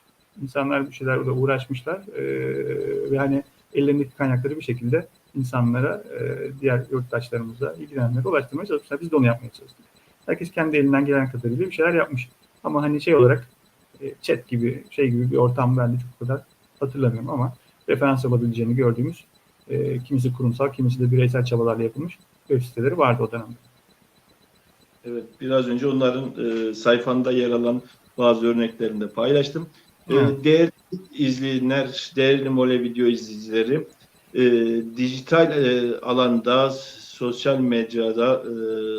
medyada Çerkezler programının ikinci bölümünü Mırç sohbet odalarıyla ilgili yapmak istiyorum. Özellikle o dönemler gençlerimiz Kafkasya ve Kuzey Kafkasya sayfalarında bayağı bir sohbet ediyordu. Kaşenlikler oluyordu, muhabbetler oluyordu, espriler oluyordu. Özellikle 2000'lerde bu internetler ortamı tabii ki evlerde yok. İnternet kafeleri de takip ediyorduk daha çok. Bu anlamda bilgisi olan, bu odaları, sohbet odalarını yönetenlerin tanıyanlar veyahut da bu alanda emek sarf edenler varsa lütfen benimle iletişime geçersin, sevinirim. O da güzel bir ana aslında, güzel bir sohbet ortamıydı diye düşünüyorum. Bu soruyu da özellikle ondan dolayı iletmiştim. Şurada hemen Baturay, hemen Sorularım geçti. peki Hadi bakalım. sayfanın şu anki Marjanet'in şu anki değerini biliyor musun acaba? Marka değeri yaratmadık gibi bir şey dedin ama marka değeri yaratılmış Öyle bir aslında. kaygımız yoktu ama hani vizyonumuz vardı. Hani marjinalite alıp işte marji zaten ismi kullanılan bir isim. Hani bizden önce 90'larda kaliteli içerik üreten bir dergi olarak varmış. Bizden sonraki Şimdi dönemde bir web yayını yapıldı. İşte şu an bir podcast var. Hani Çerkezlerin kullandığı bir isim. Hani farklı dillerde benzer bir nida anlamına geldiği için, hani farklı Kafkas dillerinde benzer bir ifade yarattığı için biz onu seçmiştik aslında. Hani böyle bir ayrımcılık tek bir dilde olmasın diye. Genel Kuzey Kafkasya genelinde. Biz bu işi herhalde 2008'e 10'a kadar bu marjineti sahibiydik ama sonra bir şekilde kaçırmışız. Ucunu kaçırmışız. Şu an gördüğüm kadarıyla bir arkadaşımız... Evet, şu anda 3595 dolar ola ki marjineti tekrar açalım diye şu an birileri düşünecek olursa sayfayı satın almışlar ve 3595 dolarlık bir marka değeri oluşmuş. Evet, yani şimdi ben de hakikaten baktığımda hani 5 sene önce, 10 sene önce marje diye arattığımda bayağı bir şey geliyordu. Şimdi marje diye aratınca çok da bir şey izimiz kalmamış açıkçası. Yani web siten olmayınca tabii indeksleyen bu mekanizmalarda, Google'larda falan olman için bir web sitenin olması lazım. Aktif orada bir hareketin olması lazım. Bunlar da uzun süredir olmadığı için biz internette de pek var gibi değiliz yani. Hani anca işte bizim eskiler sizin sayenizde tekrar hatırladılar. Şimdi şu aklıma geldi. Mole videoyu da aslında satın alayım. Uyanın birisi alır, bana satar. Bence al. Bak 3500 bir hemşerim ister, bir indirim isteriz ama. Marje ile ilgili bilgi internette ararken onu karşılaşınca paylaşmak istedim. Bir marka değeri oluşmuş ki böyle bir fiyat biçilmiş diye. İstiyorsan şöyle hemen yorumlara geçelim. Olur. Mesela Türkiye'nin dünyanın farklı yerlerinden... Ben hiçbir şey görmüyorum. Yorumları benim görebileceğim bir yer var mı? Comments falan bu sağda şu an bir şey görebiliyor muyum? YouTube sayfasında bu yorumlar duruyor zaten. Arabistan'dan İsmail Bey, Kayseri'den Erdal Bey, Kocaeli'den Gürbüz Bey selam söylüyor. Mehmet Bingöl, Kayseri'den Nart arkadaşımız. Erol Taymaz Bey selam yazmış. Erol Bey'in de bir sorusu var altta. Hemen ona geliyorum zaten. Böyle izleyicilerim görüyor. İzmir'den Atilla Çatlı'yı gördüm. Onu da Özcan Bey. İyi akşamlar dilerim. Her zamanki gibi başarılı bir yayın diliyorum. Mole Levent diye daha çok bana yazmış. Teşekkür ederim. Mehmet Bingöl kardeşimiz de Demirözü köyünden hepinize selamlar diye yazmış. Bu Marje mail platformuyla ilgili resim var mı diye internette sosyal medyada paylaştığım duyuruya sağ olsun kendisi cevap verdi. Sayfasında olan maillerden resim çekip yolladı. Bu anlamda katkısı için de ayrıca teşekkür etmek istiyorum Mehmet kardeşimize. Ayrıca not düşmüş Mehmet. Türkiye diasporacısıyla tanıştığımız yıllardı diye not düşmüş. Bu anlamda da zaten etkin bir rol oynadı Marje platformu. Özcan Bey atıfta bulunmuş. Çerkezlerden pek para kazanmıyor zaten diye gülücük atmış. Biraz önceki bu YouTube yayınlardan bahsederken şöyle Erol Bey yazmış. Bu güzel yayın için Baturay ve Levent'e çok teşekkürler. Grubun arşivi duruyor mu acaba diye sormuş. Dediğim gibi biraz herhalde 99-2001 arası benim web Baturay Hotmail'daydı. O bir arkadaş benden arakladığı için burası hukuk. 2001 2002 2004 arası, 2004'ün yazına kadar ki kısım 6-7 bin tane mail şu an dün gördüğüm kadarıyla ulaşabildim. Sonra bir dönem askerdeydim, orada böyle bir devamlı şeyim olmadı. Ben biraz da şeye güveniyordum, hani webde bunlar durur diye. Hani çok öyle saklama ihtiyacı hissetmemiştim. Sonra da bir kısım bölük bir şeyler var ama hani full 20 bin, 30 bin tane maili bende yok açıkçası. 7.000 gibi bir rakamdan bahsettin ama yanlış hatırlamıyorsam. 7.000, evet, bir 7.000 buldum. Biraz daha eski artistleri şunları bunları kurcalarsam biraz daha bulurum ve herhalde yarısını olmazsa 1/3'ünü bir yerlerden toparlayabilirim diye düşünüyorum ama dediğim gibi bunu hani bunlar hep şeylerde kişisel Outlook dosyalarında. Dolayısıyla hani bunu açalım bir platforma falan paylaşalım gibi bir şey hani pratikte yapılabilecek bir şeymiş gibi düşünmüyorum. Ama hani çok lazım olduğunda işte bir dönüp hani birebir bir mesai harcı şu zamanki mailleri veya benim eski maillerimden şunlar bulunabilirim dediğimde oturup bir bakarım. Hani yapabileceğim bir şey varsa birebir hani şey gibi faydam olacaksa ona bir şey yaparım. Evet. Ee, Çartoyati isminde bir isim. İyi yayınlar, güzel günlerdi. Teşekkürler. Emeği geçen iyi yayınlar, güzel günlerdi. Teşekkürler. Emeği Evet. geçen vesile olanlara diye not düşmüş. Ben de işte dün o 7.000 maile bakarken böyle çok sık mail atan arkadaşları şöyle bir şey yaptığımda Atilla Çertoy da onların içindeydi. Böyle bir şey yaparsam böyle bir 60-70 tane, 80 tane ismi böyle hani 20-30 tane mail üzerinde mail atmış. Şöyle bir ufak bir not almıştım yani. İsim geçmemişim uzun süre ama çok sevdiğimiz arkadaşlarımız var. Takdir ettiğimiz şey yaptığımız abilerimiz var. Hani bilgisinden, görgüsünden faydalandığımız abilerimiz var. O dönem biz küçüktük tabii. Bizden küçükler pek o zaman yok. Biz 20'lerimizin başındaydık.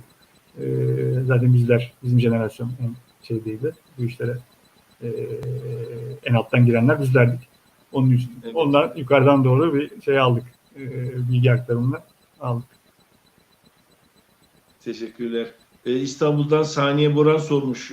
Aslında biraz bahsettin ama yine iletmek istiyorum. Arşivi değerlendirmeyi düşünüyorlar mı diye soru iletmiş kendisi. Yani benim öyle bir tasarrufum yok açıkçası.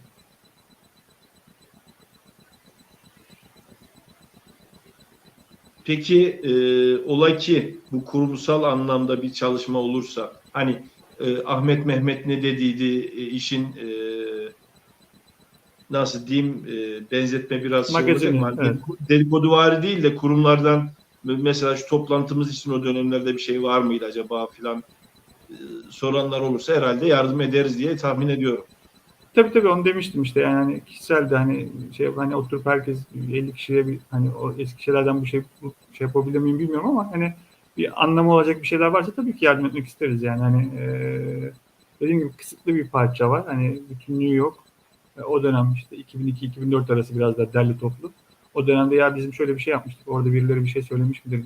Yani kurumsa aslında tabii bir bildirgesi vardır bir sonuç bildirgesi bir şey vardır. Hani benim marjede Evet. paylaşmıştır illaki ama hani illa onun bir izi kurumda vardır diye düşünüyorum. Hani o kadar e, orası eksikse ben de yapabileceğim bir şey varsa pek tabii şey yaparım. Yani destek olurum. Evet.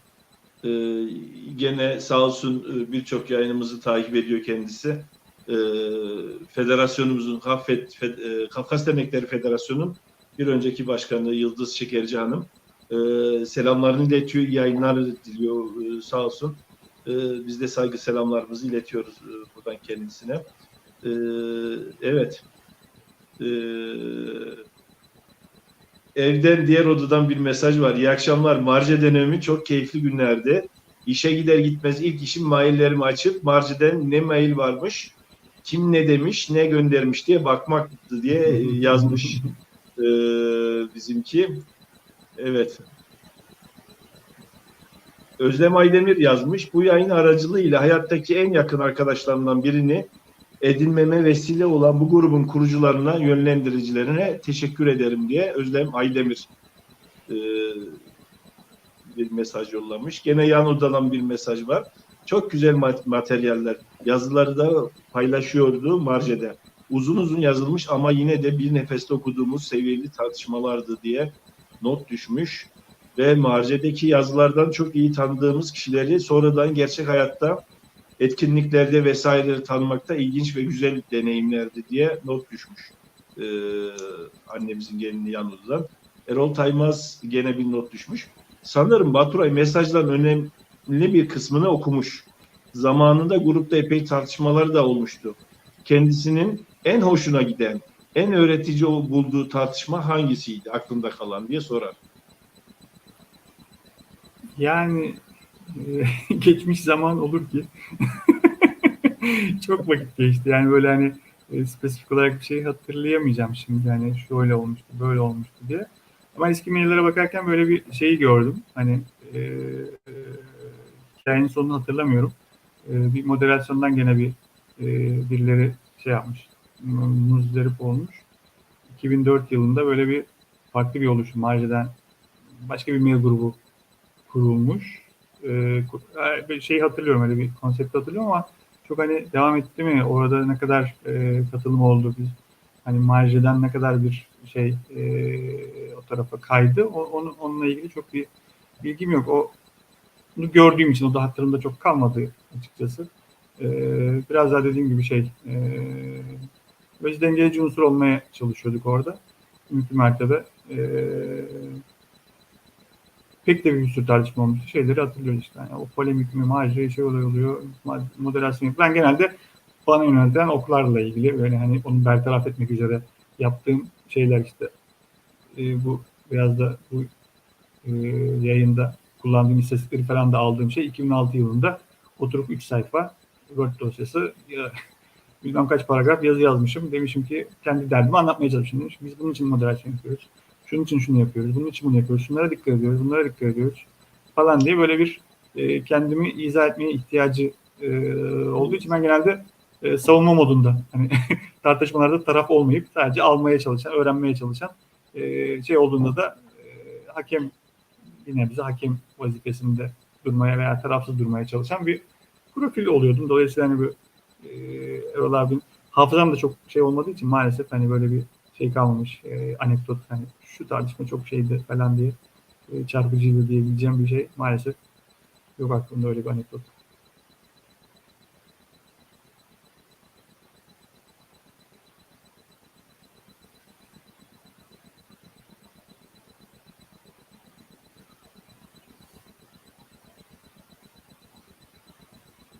Koptu mu acaba? Yoksa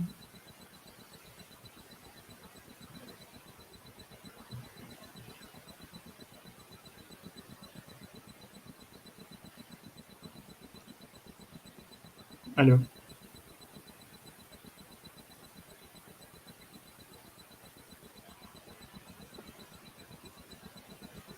Baturay sesim geliyor mu? Evet geliyor. Bende mi sıkıntı var? Sende mi emin olamadım ama.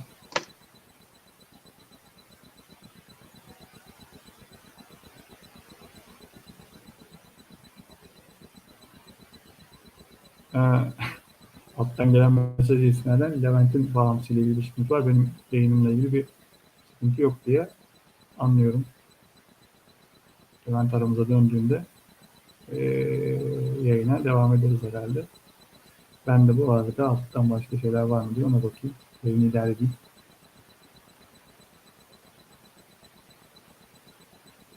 Diaspora'nın lideri İsmail Özdemir. Diaspora'nın sosyal medyada ilk buluşma, tanışma temelleri atılmış. Şimdiki gibi olmasa da o zamanlarda da aynı tartışmalar varmış diye bir yorum yapmış. Baturay merhaba. Merhaba. Ben yayını kurtardım vallahi. Sen yokken yorumları falan okudum. Öyle mi? İnternet geldi gitti kardeşim. Evet, İsmail'in Bey'in mesajını Onu okudum ben de. O arada sen yokken. tamam.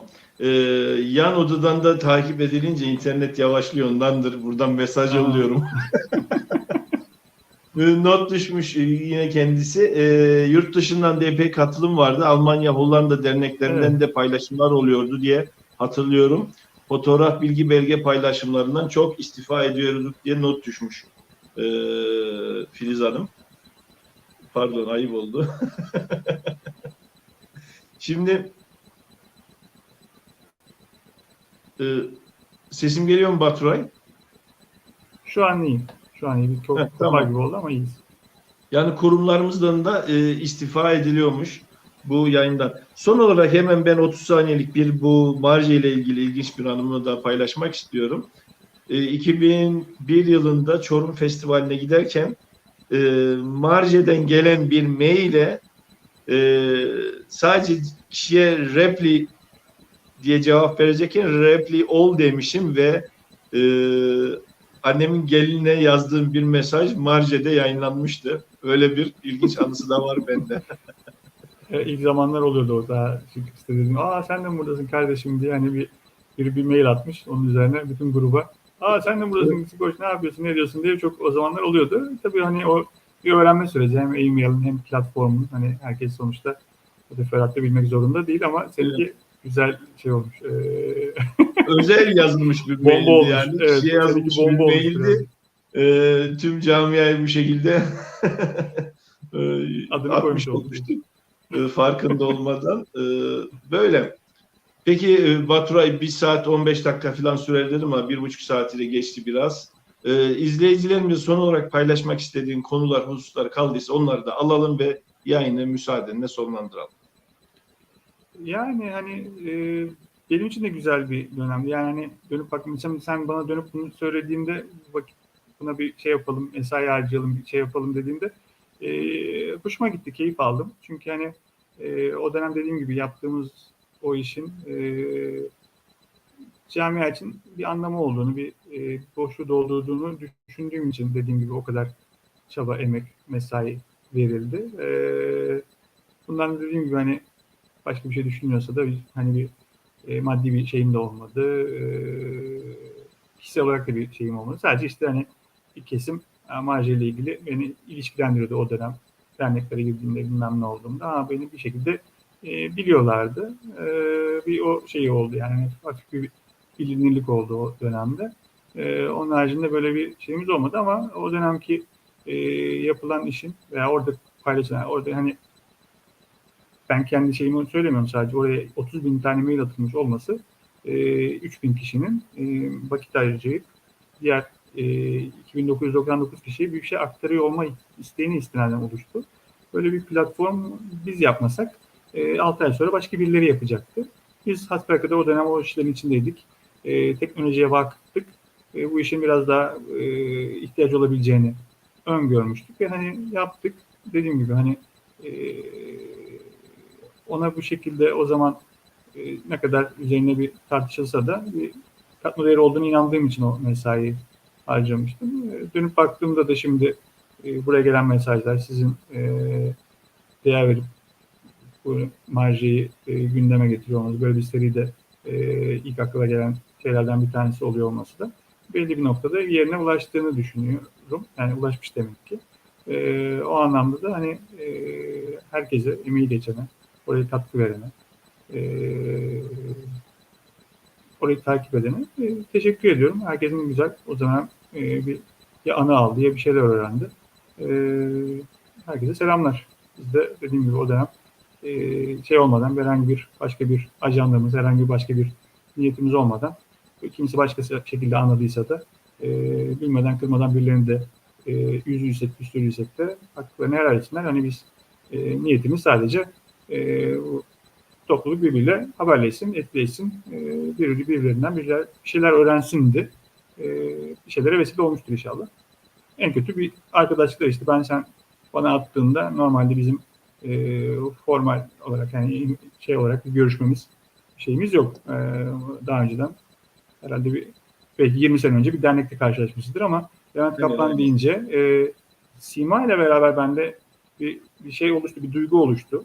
Veya burada yazan arkadaşların ismi değiştiğinde işte Atilla Çarto'yu sen hani belki bilemedin ama ben de bir şey oluşturdu. Yarın öbür gün bir yerde karşılaştığımda kendisiyle onun bana, benim ona bir sempatim olacaktır. Anlatabiliyor muyum? Yani bunu bile sağladıysa, sadece bunu bile sağladıysa vardır ya da oradan dolayı kırılan, küsen birbiriyle insan vardır illa ki hani 3000 kişide ama totalde bu hani oradaki insanları isim olarak dediğim gibi ben şöyle bir baktım. 90 tane ismi o 2002-2004 arası dönemde 20-30 üzerinde mail atmış. 90 kişinin 60'ını 70'ini çok iyi hatırlıyorum. 30'unu 40'ını kişisel olarak hatırlıyorum. 30-40'ını da sanal ortamdan hatırlıyorum. Bu bence benim için bir kıymet. Eminim o insanlar için de bir kıymettir. Yolumuz kesişir kesişmez bilmiyorum. Ama kesişirse sen de kesişti bir şekilde. Ötekiler de kesişirse de bir hani ben ondan bir şey öğrenmişim, o benden bir şey öğrenmiştir. Hiçbir şey olmadıysa da güzel bir duygu marjeden dolayı birbirimize bir yakınlığımız, sempatimiz, bir şeyimiz olur. Bu da hoş bir sedadır. Evet Baturay, zaman su gibi akıp geçiyor. 1,5 saati tamamladık. Evet, Zamanını bizimle ayırdın, zamanını bize verdin, keyifle. değerli zamanını. Bu anlamda çok teşekkür ediyorum. Gerek şahsım adına, gerekse bu yayını izleyecekler adına.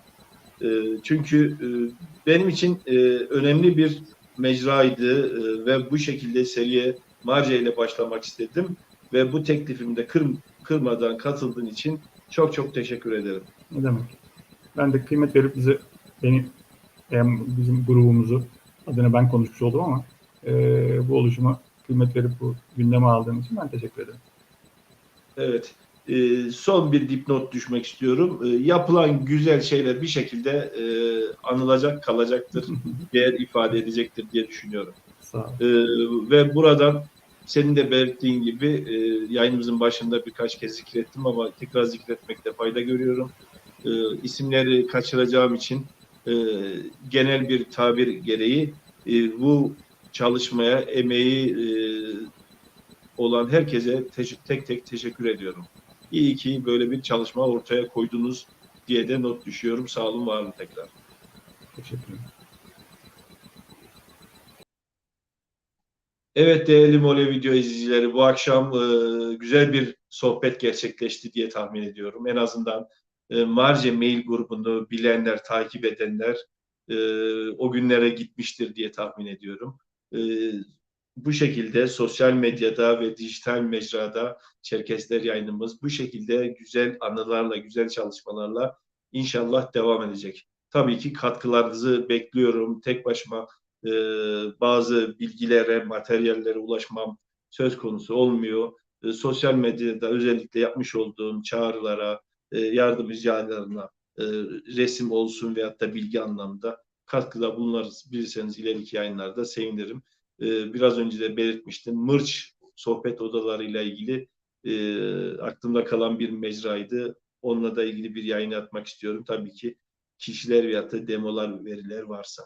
Evet, bir yayınımızın daha sonuna geldik. Umarım bu yayınımız bu şekilde başka bir çalışmalara arşiv kaynakça oluşturacaktır. Ben eminim ki bu yapmış olduğum başlık bir gün birileri tez şeklinde, kitap şeklinde daha bilimsel, akademik şekilde ele alacaklarına inanıyorum. Ve eminim ki bir gün, belki bir yıl olur, belki 10 yıl olur ama bu yayınlar eminim ki kaynakça teşkil edecektir. O anlamda da önemli bulduğumu teşekkür ediyor. Bir sonraki yayında görüşmek dileğiyle. Esenlikler diliyorum. İyi akşamlar.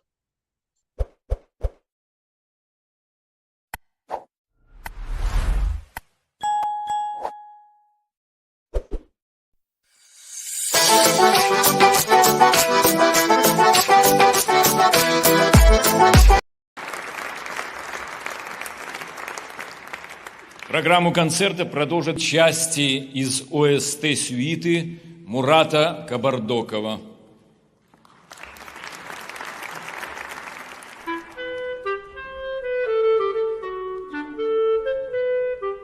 Thank you.